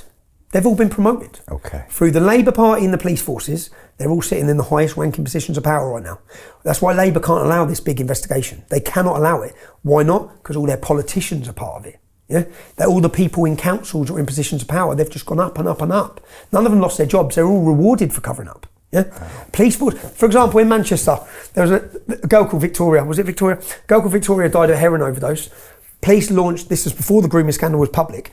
Police launched an investigation, identified 100 rapists, arrested them all, prosecuted them. Yeah, just as the trial was about to start, CPS collapsed the whole case, just deleted it. Yeah, the police officer who was in charge of that and collapsed it, then won an award by our royal family, highest award 6 months later. He was rewarded. They've all been rewarded. Where are they sitting now? They've rose up, yeah? But as they tried to crush me at the start of the English Defence League with the dawn raids, with the police raids, all these different things, I said, that doesn't work with me. Like, trying to shut me up just made me want to, and it made me the most dedicated, as I said about things taking over, it took over my life. I become a great leader to the English Defence League, but probably not a great dad. Yeah, certainly not a great husband. Okay, I certainly. So it took. But you found your purpose. Yeah, I found my purpose, and it found my purpose, and it become more than that. I'm a very deep thinker, and I'm trying to have this conversation with my ex-wife and her family when she was getting threats to be killed and police warnings that her life was in danger. And I've got her dad sat there saying, the hell are you doing? Yeah. And I'm just like, am I wrong? I'm not wrong. I know I'm not wrong. But this needs to be confronted. But trying to say that and explain that I look deeply and think there's 1,000 years of Christian English history here. It's gone in 60 years. In 60 years, we've let this country be taken over by a medieval, barbaric mindset in towns and cities, and we've done it because we're too scared to be called a racist or something. Fuck off. Really? When you think about previous generations who were 14 and 15, who pretended they were old enough, they lied about their age to run into a beach with a life expectancy of a minute, and they done that to make sure they could safeguard a safe and prosperous Britain for the next generation. And we're worried about losing our job? So I sat there and thought about it. I thought, no, not a chance. Like at that time. And I think that we've bred a generation of cowards who care about ourselves rather than care about the wider community. And I'm trying to say that to my ex-missus. It's just like, yeah, I've got 3 kids, but this ain't about our kids, Jen. This is about a generation of kids. This is what's happening and it's real. But the difference is, now the public know it's real, but we knew it's real. People in Luton and towns like that, we've known it's real for so long. So as I said, I decided to leave the English Defence League, and Ezra said, I'd done a couple of interviews with Ezra, and he said, will you make a video? And he sent me a camera, and he sent me all the stuff. I'm useless. I don't do computers, I've never had. So he sent me all this stuff, and I never used it, and he kept ringing me. I said, and he kept hassling me that much. I said, I'm working, Ezra. Yeah? And I made one video, and it was about Sweden, I think, and it was me talking about what's happening in Sweden. And I have managed to when I read things, they stay in my head, so I could just talk about them. And I made a video and it blew. It went really well. And then he rang me, he said, "What are you earning doing your building?" I said, "Why?" He said, "I want you to make videos full time." And I said, "Okay." I said, but my wife, I'd come out of prison and promised her. Yeah, I'd come out. How many times have you been in prison, Tommy? About 6. 6. All for work, all for journalism. Like that, people talk about my criminal record. I've never been tried by a jury. I've never been convicted by a jury. It's always the judges. Never get a jury. So then I made the videos, and then Ezra, I become a journalist, started making videos, found my niche, and then I not just found my niche, but I get a buzz. If you go watch my Oxford Union speech, yeah, I walked into Oxford University, and it was the first opportunity. I'd led the English Defence League for 5 years, and every time I'd been on TV, I just got shouted down. And they'd always pick the behaviour of the English Defence League, yeah, which was pretty indefendable at times. Yeah? They'd always pick that, but I'd be thinking, no, we've got a great argument here. Like, you need to listen, yeah. But no one would listen. So it was having an adverse. It wasn't getting what we needed really to win the hearts and minds of the public. I walked into Oxford University and they hated me. If you ever go speak there, anyone who goes to the debating chamber of the Oxford University, you get taken for a 3-course meal. I didn't. So I got invited, but not invited, really. And when I walked in, no one would shake my hand, and everyone was pretty rude, and they were booing me. And I got up to talk, and he gave me, they said I could have 45 minutes, but my presentation was 1 hour and 14 minutes. So I said to him, he goes, "No, you've got 45 minutes. And I stood up and started talking. It was my first chance in 5 years to tell people my story of Luton. And I kept asking the crowd, this isn't where you grew up, but think about what you would have done if it was. That's what I kept asking them. What would you have done if this... So, for example, when September 11th happened, at my local shops, they had posters celebrating it everywhere. Magnificent 19. And I showed them on my presentation. Really? I said, these are my shops. They weren't your shops. But when I went to the shop, this is what I saw. When at our local college, they all celebrated. They're all jumping around partying when the planes hit. The Muslims were. So I said, not your college, but my college. This is what I saw. When this happened, I'll show Stacey Dooley when she walked through Luton. Do you know Stacey Dooley? No. She won like Dancing on Ice. She's become pretty famous. I grew up with her. But I showed videos of her when Muslims were attacking her. So I show all these different, there were 68 attacks against non-Muslim homes. So I'm trying to show the people to say, like, you may not like me, yeah, from what you've heard of me, but I was created in Luton because of the problems in Luton. And I just want you to understand. And I remember the bloke, they let me do the presentation, and I went from being hated at the start to getting a standing ovation from Oxford University, and then all of them coming up saying, I never knew this. I said, no, because they don't. And then I had Edinburgh University, York University, they cancelled everyone after that. Really? Everyone was cancelled because they must have thought, shit, people are going to listen to him. What year was this, Oxford? 2015. 15, okay. And then but then at that point I'd become a journalist, and I'd become the most watched journalist in Europe. And I exploded on the scene. And I exploded because I was covering stories that no one else would. I was going into mosques and looking at the history of the mosques and the groups and the terrorists, finding them, tracking them down, talking about the rape gangs, which no one wanted to. Why? Why wasn't Channel 4 doing this? Why wasn't the BBC doing this? Why? Well, they've all controlled media. Let me tell you how they control media, because this is insane, yeah? Stephen Bird, Google him. Stephen, if you're watching this, when they unmasked me as leader of the English Defence League, 2010, probably 11, a journalist called Stephen Bird knocked on my mum's door, and my mum rang me and said, journalists here, they're looking for Tommy Robinson. So I was like, right, game's up. Up until this point, no one knew who I was. So I was still living a bit of a normal life. The police knew who I was, but it weren't out there mainstream. Now, I was shitting myself, if I'm honest, because I thought, now it's on top. Now, if you search my name, it brings you back to my mum's address online. Mum's going to be targeted, house is going to be targeted. So I was worried. So I met this journalist up a pub in Farleigh in Luton, and he was fair. And when he said, when he sat down, he said, Stephen, your life changes tomorrow. I said, why? He said, we're your front page of the Times newspaper. Everyone's going to know who you are tomorrow. But I kept in contact with him, and I kept speaking to him, and I trusted him. Yeah. So 2017 comes, I'm doing my journalism, I'm outside a Leeds court, and there's 30 Muslim men on trial for raping young kids. And as they walk in, I ask them how you feel about your verdict. Now this story went worldwide. The police come and arrest me outside the court. I'm sentenced within 2 hours. I went to work. My car was outside. Like, see you later, kids. See you later, Jenna. I'm going to work. Yeah. 2 hours later, I've got 13 months. I rang her my phone call from the prison. I rang my wife. I said, all right. I said, I'm in jail. She's like, what? I said, I just got 13 months in prison. She's like, fuck off. I was like, have you had enough yet? Like, I was thinking, here we go.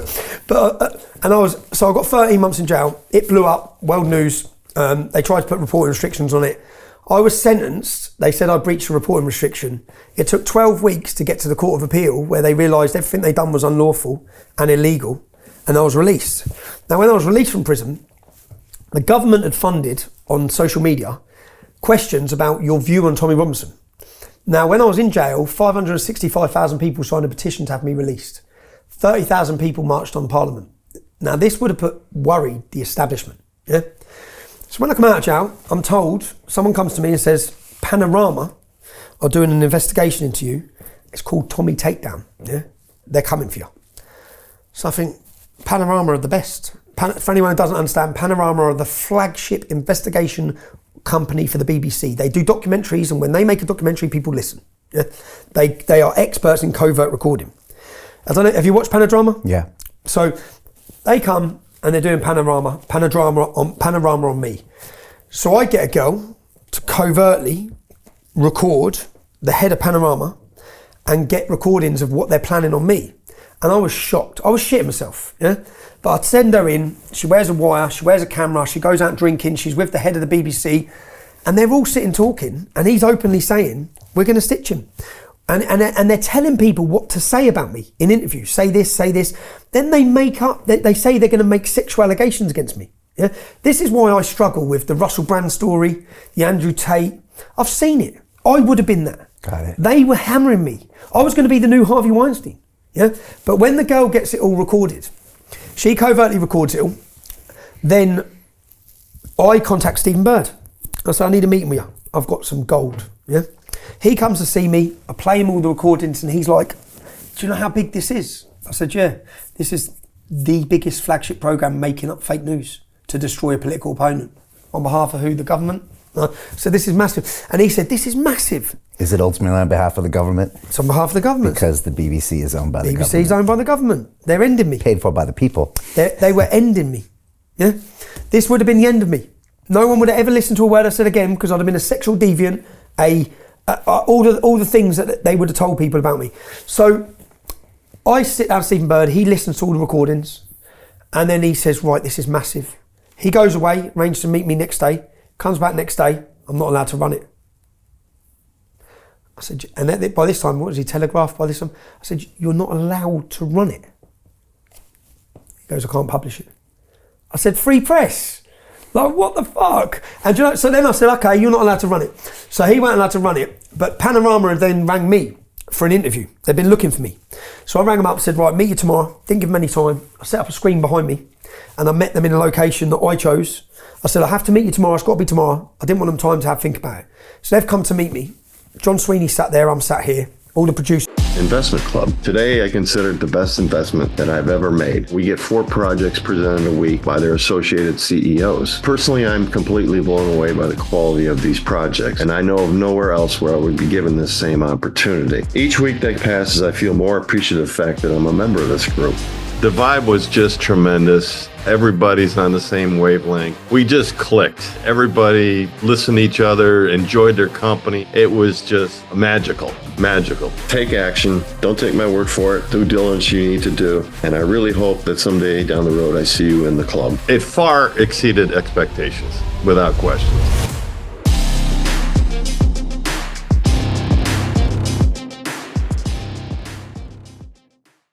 Are there. And then I just sat and asked him, would you ever tell anyone what to say about me in an interview? He said, no, press play. So on the screen behind me, it played him telling people what to say. Would you ever make up sexual allegations? No, press play. Are you a racist, John? Because that's what they call me, press play. I had him being racist. I had him being homophobic. I had him talking about shooting gay people. I had him banged to rights in covert recordings, yeah? The producers were putting their heads in their hand like that.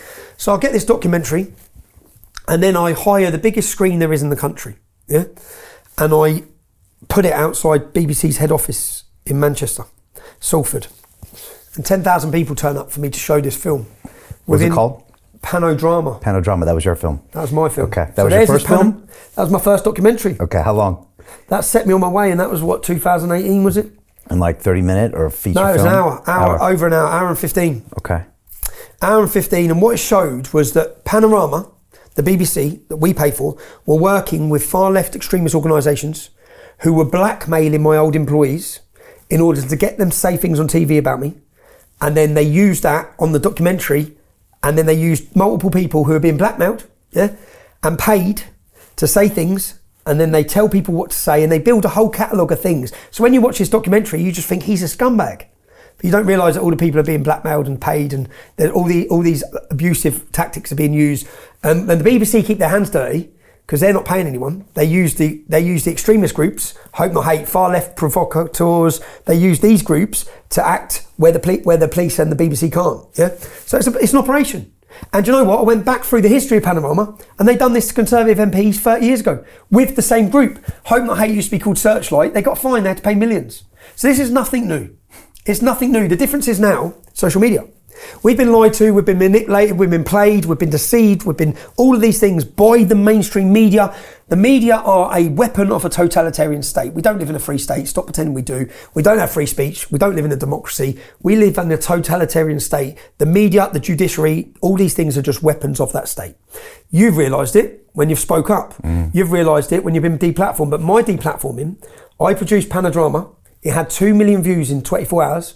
I was deleted from everything at that point. That was 2009.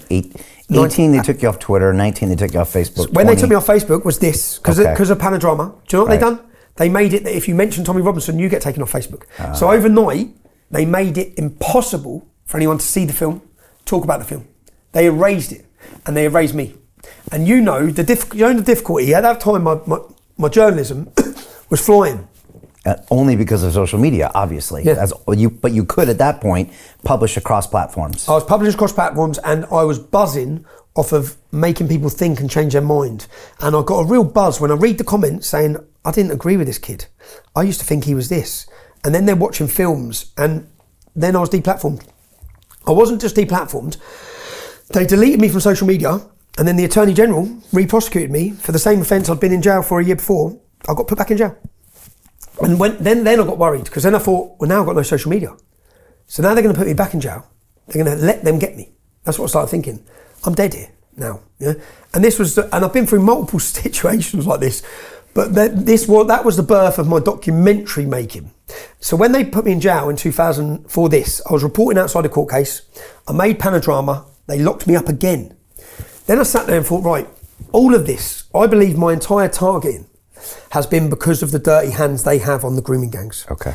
They've stopped me from the very early days with fake arrests, dawn raids, bail conditions, limiting my speech, limiting my movements, giving me dates. I was due to talk at an event about grooming in 2009 in Bradford about Yorkshire rape gangs. They dawn raided me. They went in with machine guns to my mum's, to my kid's house. They nicked me. They bailed me to answer bail for a criminal damage. You know on the hotel room door, there's £30 damage, like the metal bit of the door. That's what they arrested me for. Just made it up. Yeah, and I put a complaint in through the IPCC. They admitted it as well. Yeah, but what the purpose of it was, they bailed me to the same date as demonstration. It was all to stop us talking about the grooming. It was Yorkshire police that travelled down to arrest me in Luton and dawn raid both the houses. It was Yorkshire police because they were in cover-up mode. Okay. No one knew about grooming. This was the lengths they were going to. You have to understand when an entire police force and establishment and government have got dirty hands, they'll go to any lengths to shut this up. When you see the lengths they went to. So this is what was happening. I was then put back in prison. As I sat in prison, I thought, what I'm going to do. This is 2019? 2019. And then you're erased off social media. Yeah. How does that feel? How does that stop you? It's pretty hard. It's pretty... Maybe it's for your ego as well. Maybe, do you know what I was surrounded by? When I had the English Defence League, I was surrounded by people who told me my shit didn't stink. Yeah, to everyone around me, I was great. But at the same time, there were things I was doing and ways I was behaving that weren't great.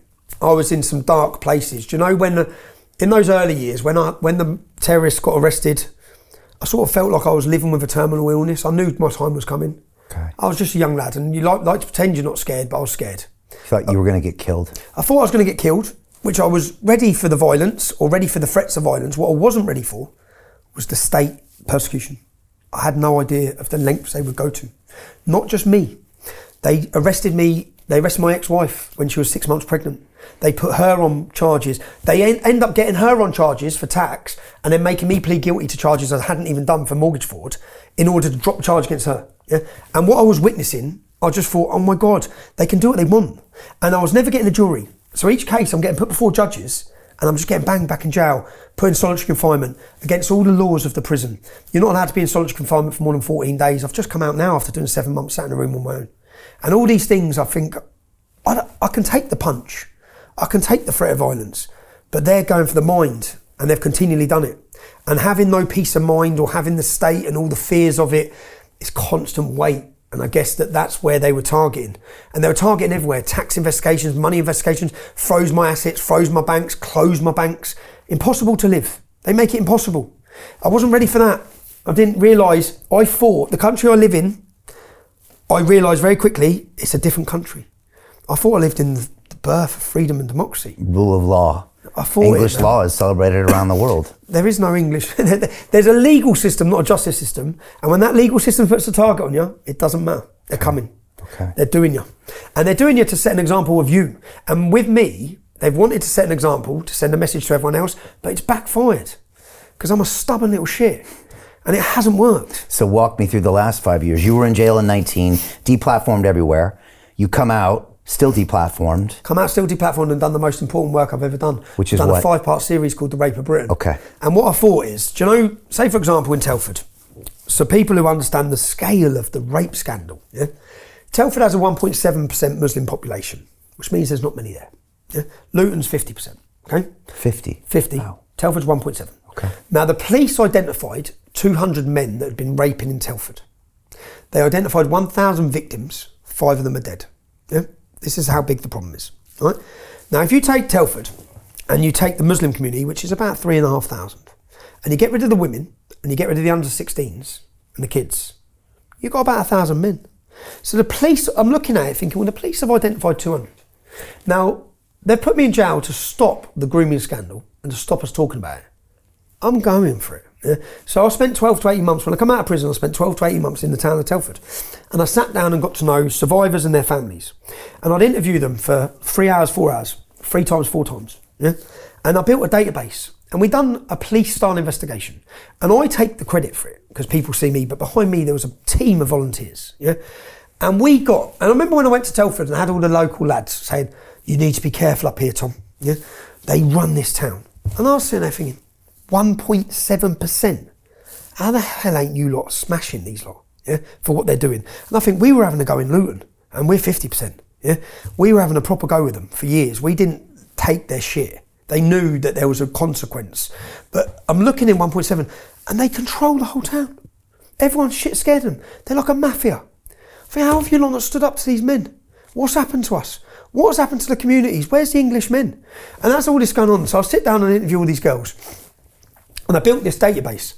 When the men were named by 3 girls that don't know each other, that was my, I'm coming, yeah? And what the purpose of this was for. In Telford, the police identified 200, but they only prosecuted 11, yeah? As I started doing this investigation, I built a wall of the men. And some were in the CPS, some were in the police, some were Labour councillors. This is the level of interaction within the Pakistani mafia. That's what it was like. No wonder they got it on lock. Yeah? Everywhere you turn, they're all interlinked. And the Benali gang was what this gang were called in Telford, the Benalis. Now, my purpose was, I meet these girls and these survivors, and they might have been raped 15 years ago. They're still suicidal. They're still drinking. They're still struggling. They're still looking over their shoulder. They still haven't got a minute's peace. And I was looking at the gangs. They're all driving fucking Porsches. They've all got successful businesses. They don't give a shit. So the purpose of the film was to make them give a shit. Yeah? And yeah, I've seen your interviews. I mean, I've watched the pieces. People are going to see who you are, lads. They're in the car and you're interviewing them through the window, Yeah. and you're saying 3 different girls, all independently named you. What do you have to say for it? Well, you've got to say for yourself. And the purpose for my purpose, just to be honest, was to expose it. I want the neighbours to know who he is. Right. When he walks down the street, yeah, people are going to look at you now, Charlie. His name was Charlie. people are now going to look at you. People know what you've done. Yeah, and I was sure of it because 3 girls that don't know each other have said it. And the frustrating thing was we uncovered police corruption. Police were working with the gangs. In fact, the main police officer, Inspector Jim Bayliss, who I find in the documentary and question him, the case is collapsed under his leadership. Yeah. Then we find out he's working with the gangs. He's spotted with the gangs. Yeah, we put trackers on their cars, including the police officers' cars. Yeah, you go above and beyond. Yeah, we were going. You secretly record people. Yeah. You track them. But we knew it. I knew. You see that gang, and I had some gangsters ring me up. So there's another gangster in that town, one of the main Pakistani gangsters, and he rang me up. He goes, "You're Tommy, man. What the fuck?"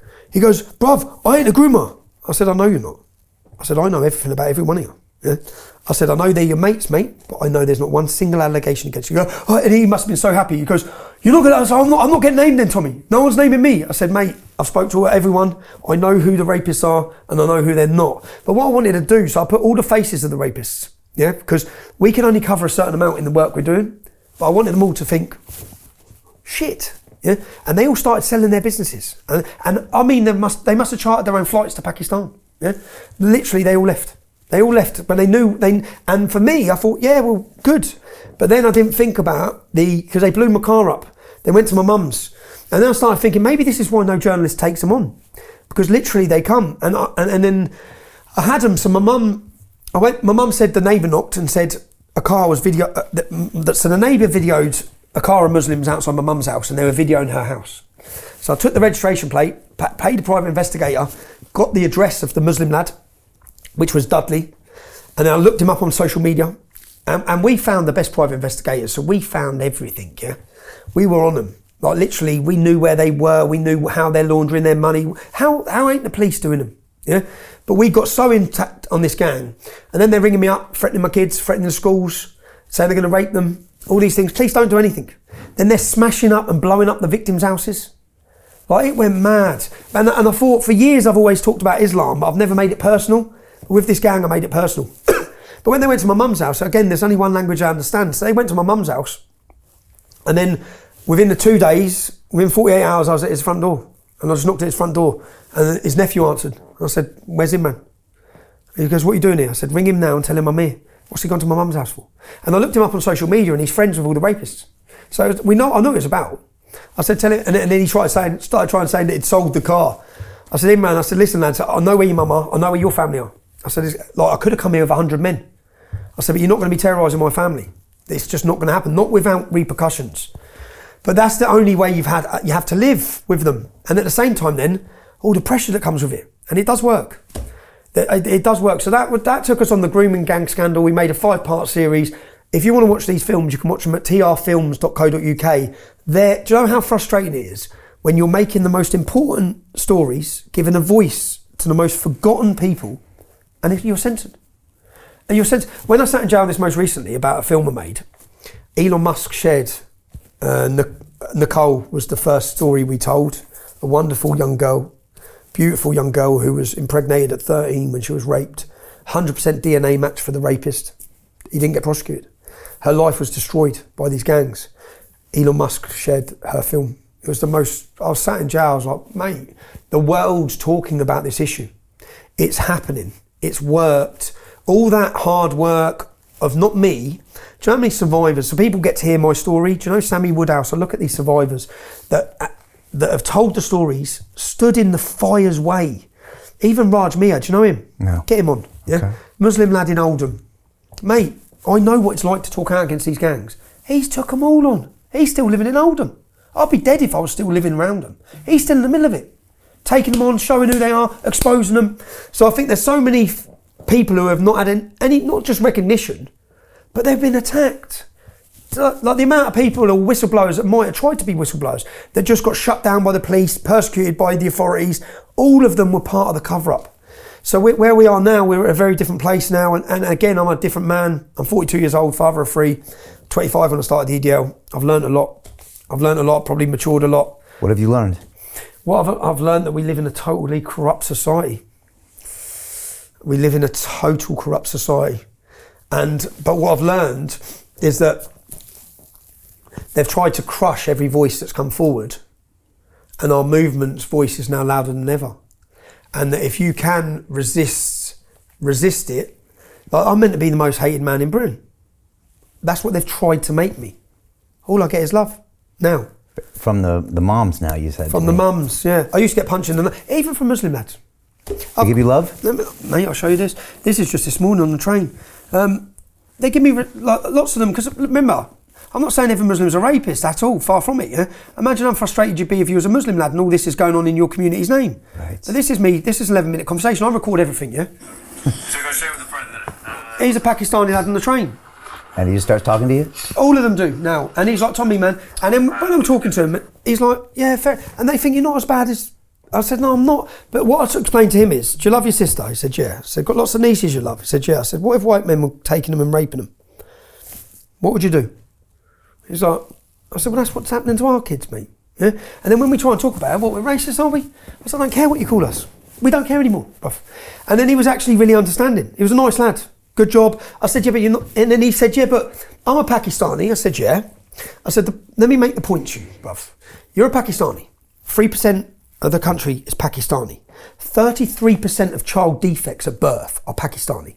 That's because you decide to marry your cousins because your prophet married his cousin. Now, 76% of Pakistani Muslims in Bradford marry their cousins. Yeah, that, when you make up 2%, 3% of the country may be able to afford for these problems. Yeah, your demographic is exploding. We can't continue with this. These problems need to be addressed. 48% of 16 to 60-year-old Muslims don't work. Now, at a small community, that might work. When you become 20%, it doesn't. The state's going to collapse. 40,000 British Muslims on a terror watch list. What do you want to do about them? I'll tell you what I want to do. I want to get rid of them. Yeah? 3,000 Muslims are monitored 24 hours a day, 7 days a week at a cost of £9 billion a year. And half of them have got dual nationality. Well, they've got to go, mate. They've got to go. 22% of British Muslims want Sharia law in this country. That's 1 million Muslims that need to leave. I'm not going to mix my words with you. You seem like a nice guy. Yeah? But I had this whole conversation with him. What do you want me, as a non-Muslim, as an Englishman, what do you want me to think about this? I'll tell you what I'm going to think. They've got to go. And I'm not going to apologise for that. Yeah? This mindset and this barbaric alien culture does not belong here, mate. Yeah? You can come here, have a great life. I'm not saying every Muslim needs to leave. What I'm saying is, at some point, this country's going to have to look around and decide what future it wants. Do you want to become an Islamic country? Or do you want to stick to your Christian values? We need to refine who we are. We need to refine and rediscover ourselves. And as I'd say, as British men, the problem that the government and the establishment now have is they manage to weaken us, they manage to dumb us down, and they manage to make us in fear. But it's part of British spirit to fight. And people are waking up. And I don't think they're ready for it. And I don't think they understand. And I've watched for years and said, you see all these people have been wronged. And all these people who think like us, but they've been too scared to say it. When that bubble bursts, they're not going to be saying it. They're going to be screaming it. Right. Yeah? And the government should have listened 12 months ago after Southport riots. They should have listened. They should have said to the country, we get it. Your women are scared. Women are being raped across the country. We're going to help you. Yeah, we're going to address this problem. We're going to stop and close the borders. We're going to stop importing these rapists. But they didn't. They called everyone racist and told them to shut up or they send them to jail. That's not going to work. Okay, we're at the same position now. Did it work? Are we scared? We're going to lock you up in jail. We don't care. It doesn't matter, because the risk to the country and the risk to our children, the risk to our women, far outweighs the fear of us. I'm worried about going to jail, not as worried as I am about what Britain looks like in 20 years' time. I'll sit in jail. My kids need to grow up in a safe and prosperous country that has a Christian culture and identity, that's not dominated by Islam, and that doesn't continue its open border policy to men with alien cultures. Like Afghanis, we just bought 100,000. 99% of Afghanis in Afghanistan want Sharia law. They don't leave that view on the border. Yeah? Oh, they don't come here and just become liberal and westernised. It's a problem. So all these, and people don't want to hear this conversation, unfortunately, or they haven't. Now they do, because they can see the problem.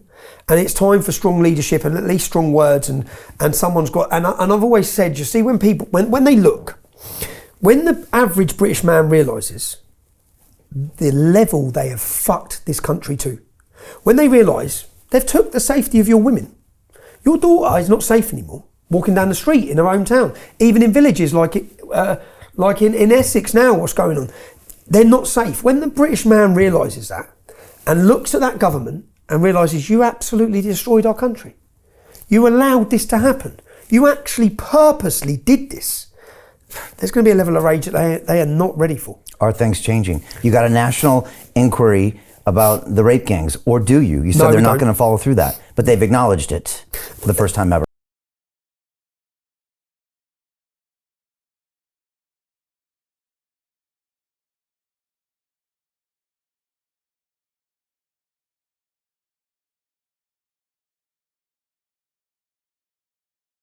Oldham, 33% Muslim population.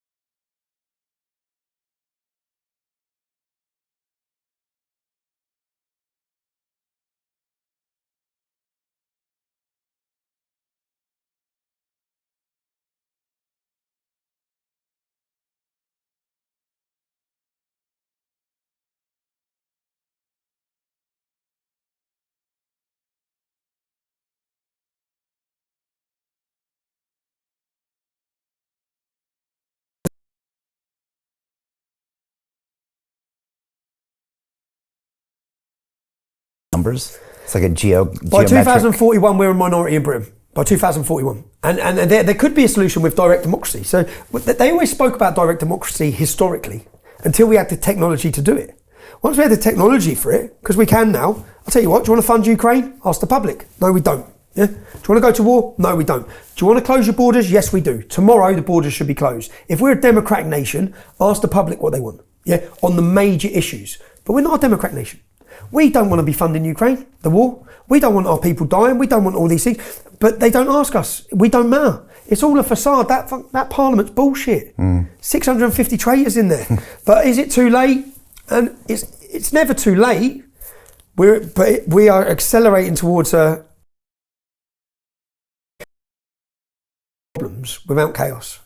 When the first elected European Parliament group get in, that decide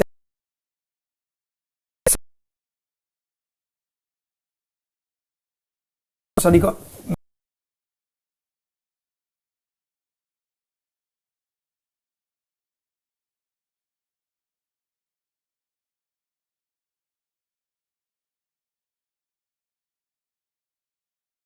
give up, and we've been taken over.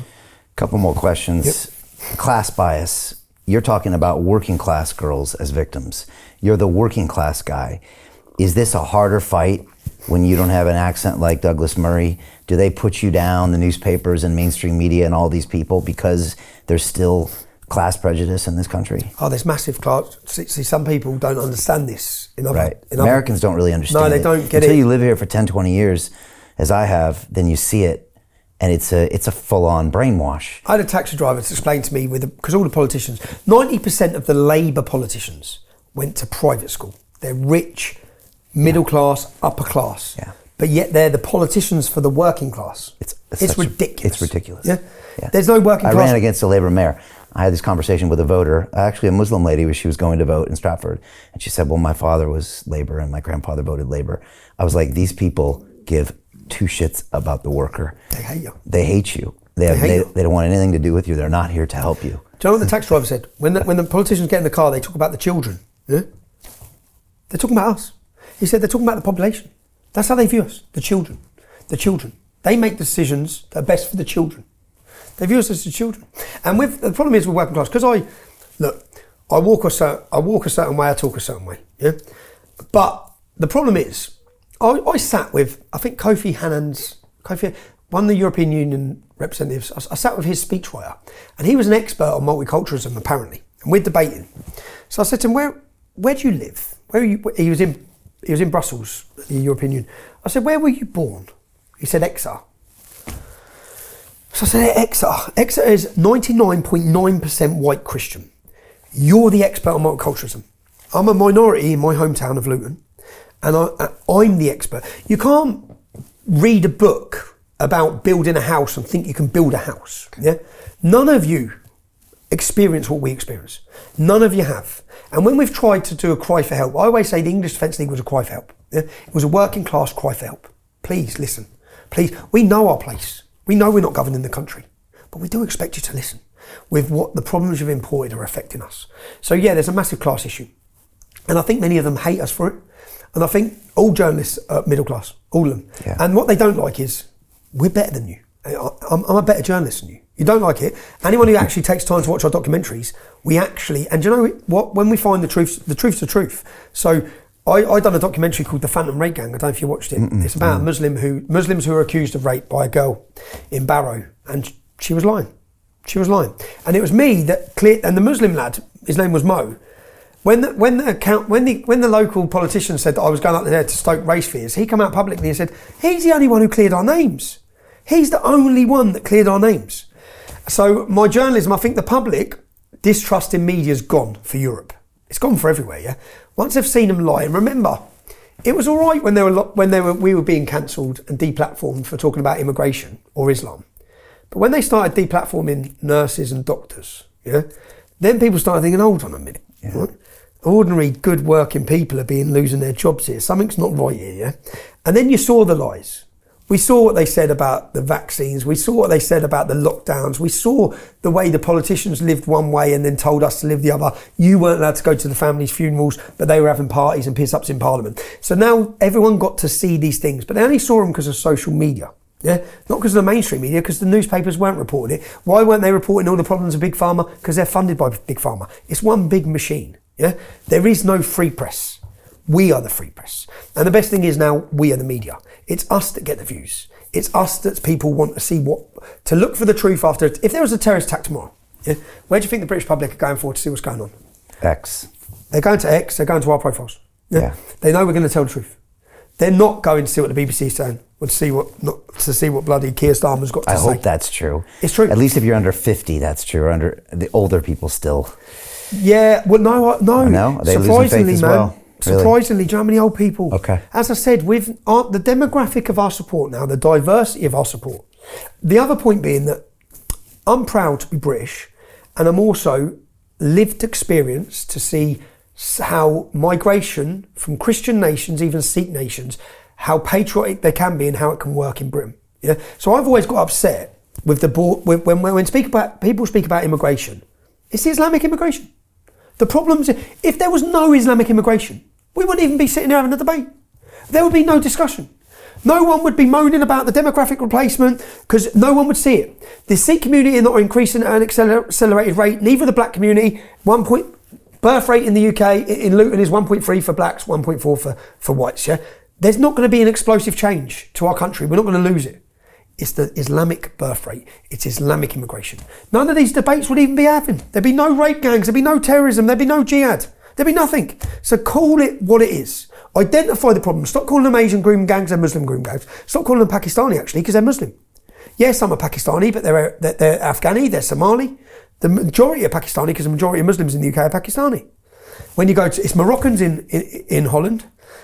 We should be able to call a spade a spade. Call it the truth's the truth. And Islamic immigration is a problem. Not Christian immigration. I think now we need to limit all immigration because things have got to a situation now where people are fed up. We need controlled immigration. Anyone that comes to this country has got to benefit. When we looked at the recent figures of what 1.2 billion pounds, whatever it is, on foreigners just sitting claiming benefits. Why? What sort of moronic country are we? What sort of fools are we? And we're all working hard. Everyone's working hard. Everyone's struggling. And the hotels are full of bloody loads of Somalians eating 3 meals a day, having their heating up whilst the pensioners are freezing. It's clown world. It's total clown world. But the public are awake, so... Even Trump called it out to Keir today. It's great, wasn't it? They asked Musk recently, what's it like to be in your head? And he said, you wouldn't want to be in my head. I was worried feeling...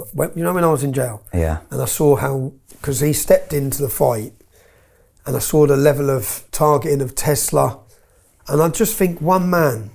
Like, I know the dark places I've been, so I can we can all put on brave faces. I know what it's like to sit feeling like you're getting attacked by the world and then worrying about the consequences of your life. There's no change in my life. Like, it wouldn't matter whether I wanted to stop doing what I was doing 10 years ago. I'm Tommy Robinson. That's never going to change. So when Elon Musk, and I was watching and I was seeing all the attack, I know the incredible level of intelligence he has. But everyone's human. Everyone's human. And I looked and I was worried at the time, thinking, I can only imagine the level of fear that anyone has when the level of corporations and the level of power that you're speaking against. When he's giving us free speech in Britain, who is it that's trying to take our speech and how powerful are they? They're the massive corporations in the world. They control entire nations. And there's a massive battle going on now, and Elon Musk has thrown himself straight in the middle of that fight. And that's why I admire and respect it and think that we wouldn't now have any speech in Britain. When the riots went on last year in Southport, the only way people got to see the Muslims rioting and attacking all non-Muslims was through X. If we didn't have X, we're totally under control already. The game's over. Isn't that crazy? The game would have been over. Because censorship works. Censorship works, you know that. I know that. You know that because you'd have gone for... And do you know how hard is it? Because you know how hard it is. Do you know when you're making change and you've got such a belief in what you do, and it's taken. It's taken. And you've got to pick yourself up. You've got to keep fighting. You've got to keep fighting. It's the only way, but it doesn't mean it ain't hard. What's it like being in your head sometimes? Being in my head? Mental. Absolutely mental. But you also enjoy it. No, I enjoy, I believe it. So I believe it. I absolutely believe it. Wholeheartedly believe that what I'm doing is right. And I wholeheartedly believe that if we don't change this, the country's fucked. Do you ever get tired of fighting? Jesus, what's it been, 20 years? Yeah. 25 years? No, I think when I see people, some people put up and they step back from these fights, I think just take a break. I've been through this, yeah? I do it now. And that doesn't mean that even now, I've come out of jail, I was a wreck. Do you know, coming out this time, I put on a strong face, I started trying to go back, I was wrecked. And I lost my family, which is devastating. I look at what my activism has caused for not just me, but my family. That's the regret I have. Is that kids and wife or mom and... Kids, mum, ex-wife. Everybody. I've ruined stuff, all I wish I had was my family unit the way it was. But here we are, eh? But you can't make that choice, right? You can't stop being Tommy. But that's what you sacrifice. It's not that I can't stop it. It's that I'm fortunate enough now with where we're at that my kids can see I was right as well, and they can see the love I get shown when we go places. It's not like I remember the height of BLM. My kids struggled because a lot of their friends turned on them. A lot of people turned on them. At school, it was very difficult for my daughter. Didn't you have a birthday party and none of their friends showed up? My son would. There'd be 30 kids in the class and invite 29. So my kids were isolated. My kids were separated because of their dad. Because of their dads. And in BLM, when BLM hit off, public enemy number one. Public enemy number one, and the difference is that many of my children and my friends are black. Yeah, my kids' friends are black. But when BLM hit off, they didn't understand that. They just saw that he was the racist against BLM. Yeah, and then my daughter faced. I remember at the time my daughter faced big problems, man, and that she had all the boys giving her hassle at school. But I just knew they're 12-year-old boys, and it took 2 years, and then all those boys were then around my house 2 years later, and now those boys keep saying, "Oh, it's great what you're doing." And when I see the kids, and they see me for who I am rather than who they were told I am, I don't blame them. They're just kids. But when I think about what my kids had to go through, school life's hard for kids anyway. It is. Being Tommy Robinson's daughter, being Tommy Robinson's son. Like at the height of all those problems, and then I think I put my kids in that position. Like they had all those. Yeah. Maybe it'll make them stronger, Tommy. You know, how are they older now? They're in their teens or 20s now, or? Yeah, my daughter's 18, son's 16, other daughter's 14. Luckily, they've seen the change. Okay. So luckily, they've seen the change. They don't see the hate because they saw a lot. Remember, my son was with me when lads attacked me. I'm fighting 3 men, and he's in the car. That my kids were there when people come up saying, "We'll stick holes in you." My son after that wouldn't walk down the street with me. He had panic attacks all the time, and he was about 9. So they've seen things that they should never have to see. But then at the same time, I think that life ain't easy, and you learn everything. So I never wanted. You know, I had problems at one point where I turned to drink and I turned to trying to medicate myself. You know, it was a mess. And I remember I went to a 28-day rehabilitation centre, and I went there for a break from life. I come out of a court case at the High Court, the one I went to jail for, this story, where I told the truth and they bankrupted me. Yeah. They ruined me. And I come out after that, and it was a COVID. You couldn't, no hotels. I thought, I need to get away, man. So I went to 28-day rehab. And I sat in that rehabilitation. I said at the start, I'm here for a break. I need a break in my life, man. I just need to be away. But as I went round, you listen to other people's stories, and I'm sitting thinking, they're all there because of what they saw as children. And then I started panicking, thinking, are my kids going to be sat in one of these rooms because of what they saw me do? So yeah. So they, yeah. But they didn't. But they'll be okay. Yeah, they're good kids. And again, good kids. I said to my son, you've got to know how to put your hands up, bruv. You've got to know how to put your hands up, mate. As a man, you're going to have to learn to fight, unfortunately. But he did. I took him boxing. He got fit, and he's a great kid. And same as my daughters, man. And now they get to see you vindicated. Imagine if they never had. Do you know the first thing they went to? They come to the demonstration at Trafalgar Square. It's mad. Last year. Yeah, when I played the film as well. Yeah. So they knew I had to sit them down and say, listen, I've got to do this, man. Because that film was, you see, lawfare.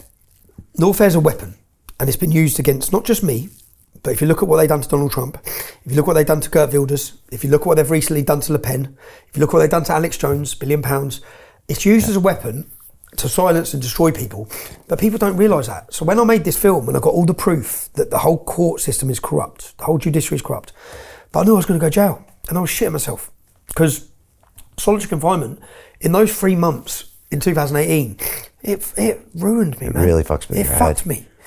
It seemed so mad, because I didn't realise it coming out, but it took me years. I was fucked. I was a different person.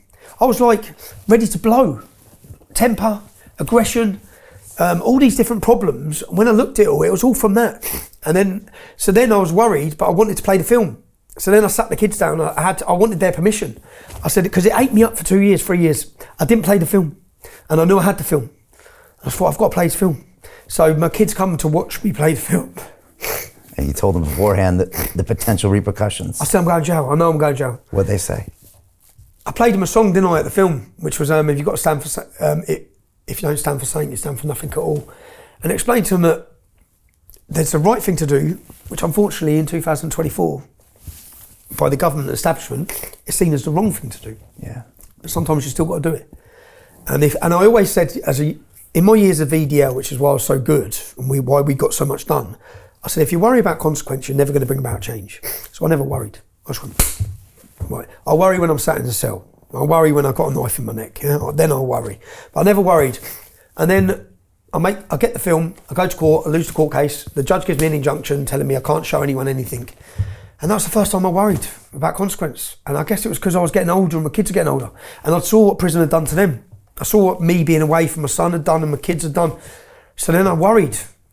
And I didn't do it. I didn't do what I should have done. And then that ate me up for 2 years. Right. And then I'd got divorced, I'd moved abroad. I was living a turbulent life. I was struggling with life. And then I just knew, so then Elon Musk gave me back, things happen for a reason. Elon Musk gives me back my ex account. All this happens in the same situation. And then we've got a demonstration. I know it's going to be big. We had 800,000 people watching live. I'm never going to have an opportunity like this to expose them. This is the best chance I got. So then I said to the kids, I want to play the film. Dad's going to go to jail. I know I'm going to go to jail. But I want their permission to do it. I explained that I feel I have to do it. I've gone through this life for 15 years. Everything we've all seen. Remember, my kids have lived in 8 houses. Houses being smashed up, cars being smashed up. So I said, but now we're at a point where the public are awake and they're listening. There's never going to be a chance like this. I just need to do it. So then I played the film, which put me in jail, but brought 167 million views to the film. Which then at the same time, Joe, my son, come on a visit. And when I had this conversation with my kids, I said, I could get 10 million views here. That's going to awaken 10 million people. And I'm so in this fight. I'm so in it. My son come on a visit and said, Dad, 10 million views. It's on 140 million views, Dad. We've done it. I was like, yes. And when Elon Musk shared it, it's first week of January, I rung home. My son's like, Dad! And I'm ringing, I'm like, what? He goes, Elon Musk just pinned free Tommy Robinson. He said he shared the film. I was like, I knew in that first week in January, all the risk, because it was a risk to play the film. I could have got killed in jail. I weren't sure what was going to happen. If not, I knew I'm going to struggle for 7 months. In the first week of prison, I sat down with the psychologist and said, when they were holding me on solitary, I said, what's 9 months of solitary going to do to me? Because 3 months, she said, this is going to be devastating for you, Stephen. I said, how are you doing it? How the fucking hell are you doing it? Maxwell Commander's not on solitary. None of the terrorists on solitary. Well, for your own safety. I said, but I don't want to be on solitary. And I said, I'd rather fight every day, physically fight, than have you break my head. But then in that first week in January, I sort of relaxed because I knew it was worth it. Wow. Mission accomplished. Wow. Mission accomplished, Keir Starmer. Mission accomplished. The whole world now knows, not just the British audience know that there's a corrupt judiciary that's a weapon of the state. The world knows. Yeah, it's a great film. That's silenced, right? Yeah. It's silenced, and I can never talk about it, what's in it, because I'll go straight back to jail. So just go watch it. Tommy, I know a lot of people out there who believe in their values, and I know what we went through just to keep our stuff out there, but I don't know many people that are willing to go to jail or willing to sacrifice everything for what they believe in. Would you know how many people went to jail after those riots? This is where, so when they went after the riots in Southport, look at Peter Lynch. He didn't commit any violent offence. He's dead. Yeah. Look at Lucy Connolly. Okay, said a few hurty words. 31 months. Do you know how many people there were that I ended up speaking to their families? And I tried to speak to them at the time. I tried to explain there was a woman whose husband had been sent to jail for naming a hotel. Yeah, another man who went to jail for shouting at a dog. Another man went to jail for saying Allah, Allah, who the fuck is Allah? So, but I explained to their families that there's going to be no consolation to you. Yeah, Lucy Connolly had to go to jail. She had to, yeah, to awaken the nation. Peter Lynch, unfortunately, who's now dead. These things had to be seen by the public. We need the public awake. So I said, oh, you may not take it now, but your dad's a martyr. I remember speaking to some young lad. I said, your dad's a martyr. Your dad's a martyr for free speech, okay? No one knows his name, but he had to go to jail. When we started the English Defence League in Luton, 8 lads went to jail for the first demo. I remember saying, lads, they had to. Yeah, that had to happen. All these things had to happen. I had to go to jail. I had to sit there on that solitary confinement. The world had to see that. All of these things have had to happen. Unfortunately, we needed Keir Starmer. When he got in, we needed him. Yeah, we needed you to see what Labour will do. We needed the British public to see that they are not going to stop this. Joe Biden had to be in power. So all these things have to happen. So have to happen and have got us to the situation we're in. And again, I have regret. Do I have regrets? I have regrets around family. I've not done everything right, but I don't regret those things because they've chiseled the character I am. They've made me who I am. And I'm still struggling now after solitary confinement. I still don't feel myself now. Yeah, you put on a great brave face. Yeah, that's good, isn't it? You're 2 months out, right? I'm 2 months out. I went to see a lady when I come out who was dying. She passed away now. And I've never felt so. I remember going in the car and I messaged the gentleman because the lad picked me up and I messaged him the next day saying, I'm so sorry. Because I was ready to rip her head off. Just ready to explode. And it's hard to explain. And I think this ain't normal. And I'm ready to pop.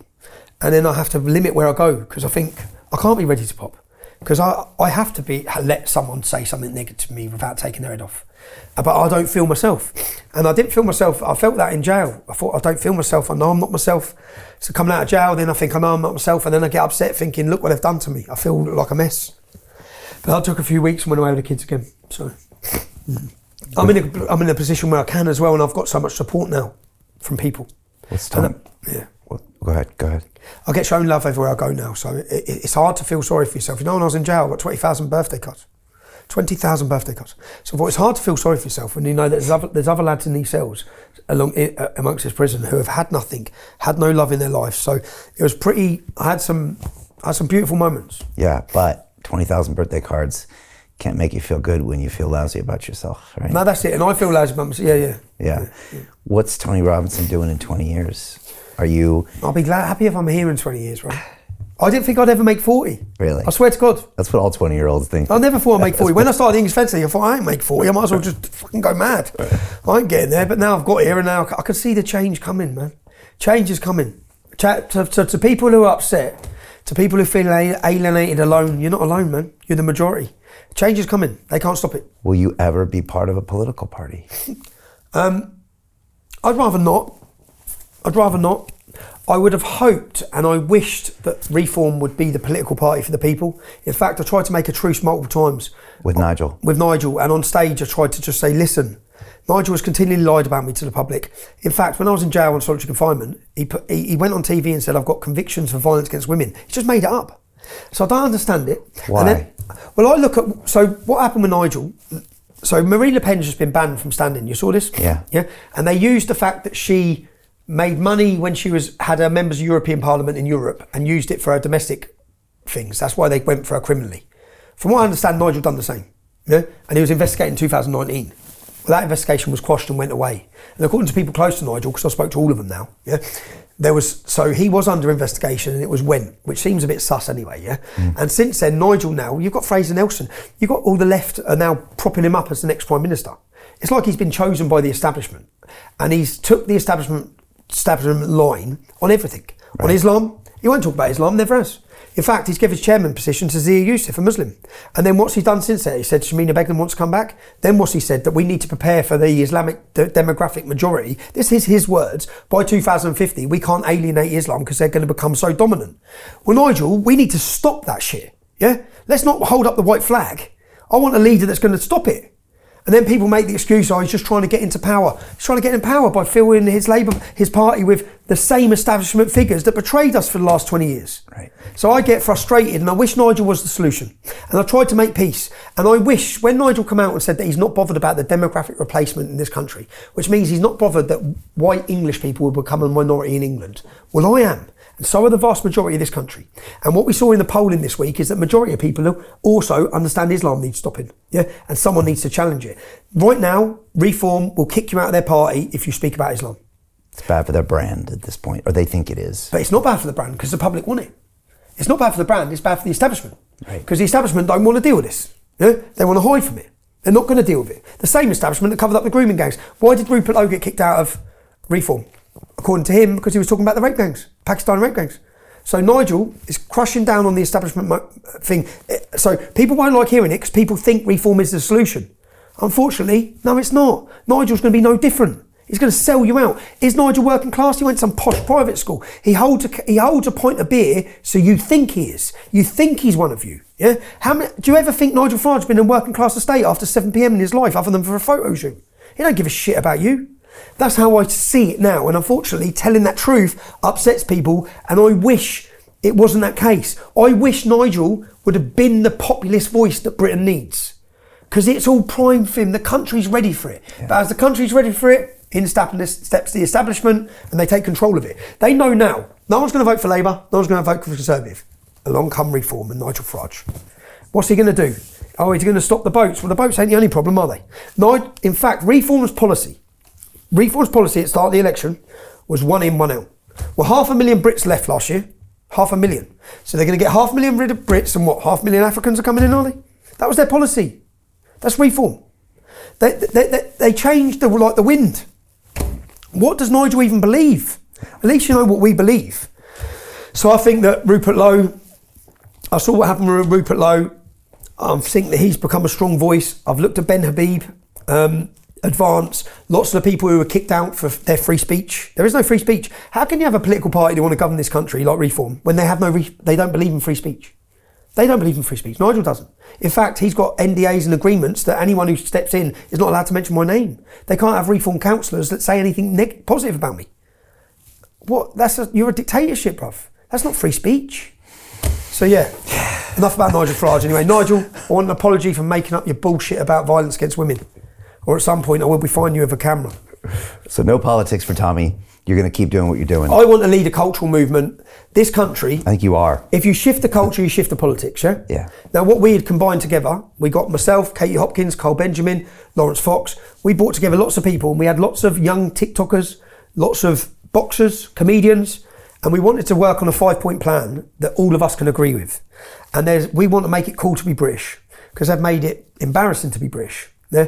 We need it to be cool and we need people to agree on these policies of protecting free speech, protecting British culture. That was our idea and I think that's why they come for us so hard. Because what we managed to put together was enough people with enough media profiles that overnight we could click a button and release a video and we would reach the entire country. And they don't want that. Okay. They don't want unity, and on the 30th of September we're going to unite Britain like no one has ever seen. Yeah? And when I say unite Britain, that's people coming from Northern Ireland, they come from Wales, they're coming from Scotland, they're coming from Sikh background, black background, West Indian background, Britain. People who are British, who love Britain and have had enough. Can I come as well? You're welcome, mate. Come along. It's going to be a beautiful day, I'm telling you. Okay, it's going to be September historic. 13th. It's going to be wonderful. I went earlier, I just met the police. Let me read you this. Here's the problem, yeah? This is just going to totally show you the problem. We're holding a free speech festival. This is our fourth that we've done. The last ones, there's been zero problems. No problems at all. And let me just get you this up. Sorry, I know we're live. Here's what. So we wanted Trafalgar Square and we wanted Parliament Square. I must also draw to your attention that the GLA, the Greater London Authority, which is Sadiq Khan, is a public authority subject to public sector equality duty contained in section 1449 of the Equality Act 2010. This means that when considering applications for authorisation, the GLA is required to have regard to any potential impacts of its decision on people with protected characteristics within the meaning of the Act, including religion. So basically, your free speech festival might upset someone's feelings of their religion or their protected characteristic. Well, yeah, it's free speech. Yeah, that's the purpose of it. Yeah, that we're not going to let you. So they've refused us. Okay. Parliament Square. But the police, the difference is now the police are totally supportive, and the police are furious because Parliament Square, they said, would have been easier for the police. Okay. But what we've now done, which is a problem for us because we now need more screens and more sound systems. But I've walked the route today. This is going to be unbelievable. We've got a 46-metre screen going up towards Trafalgar Square, but facing down towards Parliament Square. We're going to fill from Trafalgar Square to Parliament Square in the biggest sea of patriots. You know what people see when they see protests in London? They see Gaza flags, or they see BLM. They see people who hate Britain marching against Britain. They see war memorials being desecrated. What you're going to see on September 13th is the biggest mobilisation of British patriots this country's ever seen together. And it's going to be taxpayers.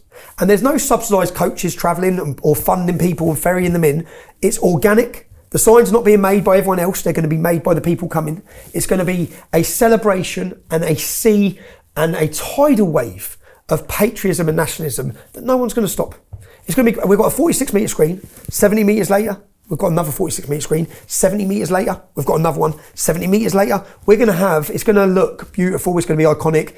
We've got Jordan Peterson, we've got a gospel band singing, we've got 4 different bands coming to sing.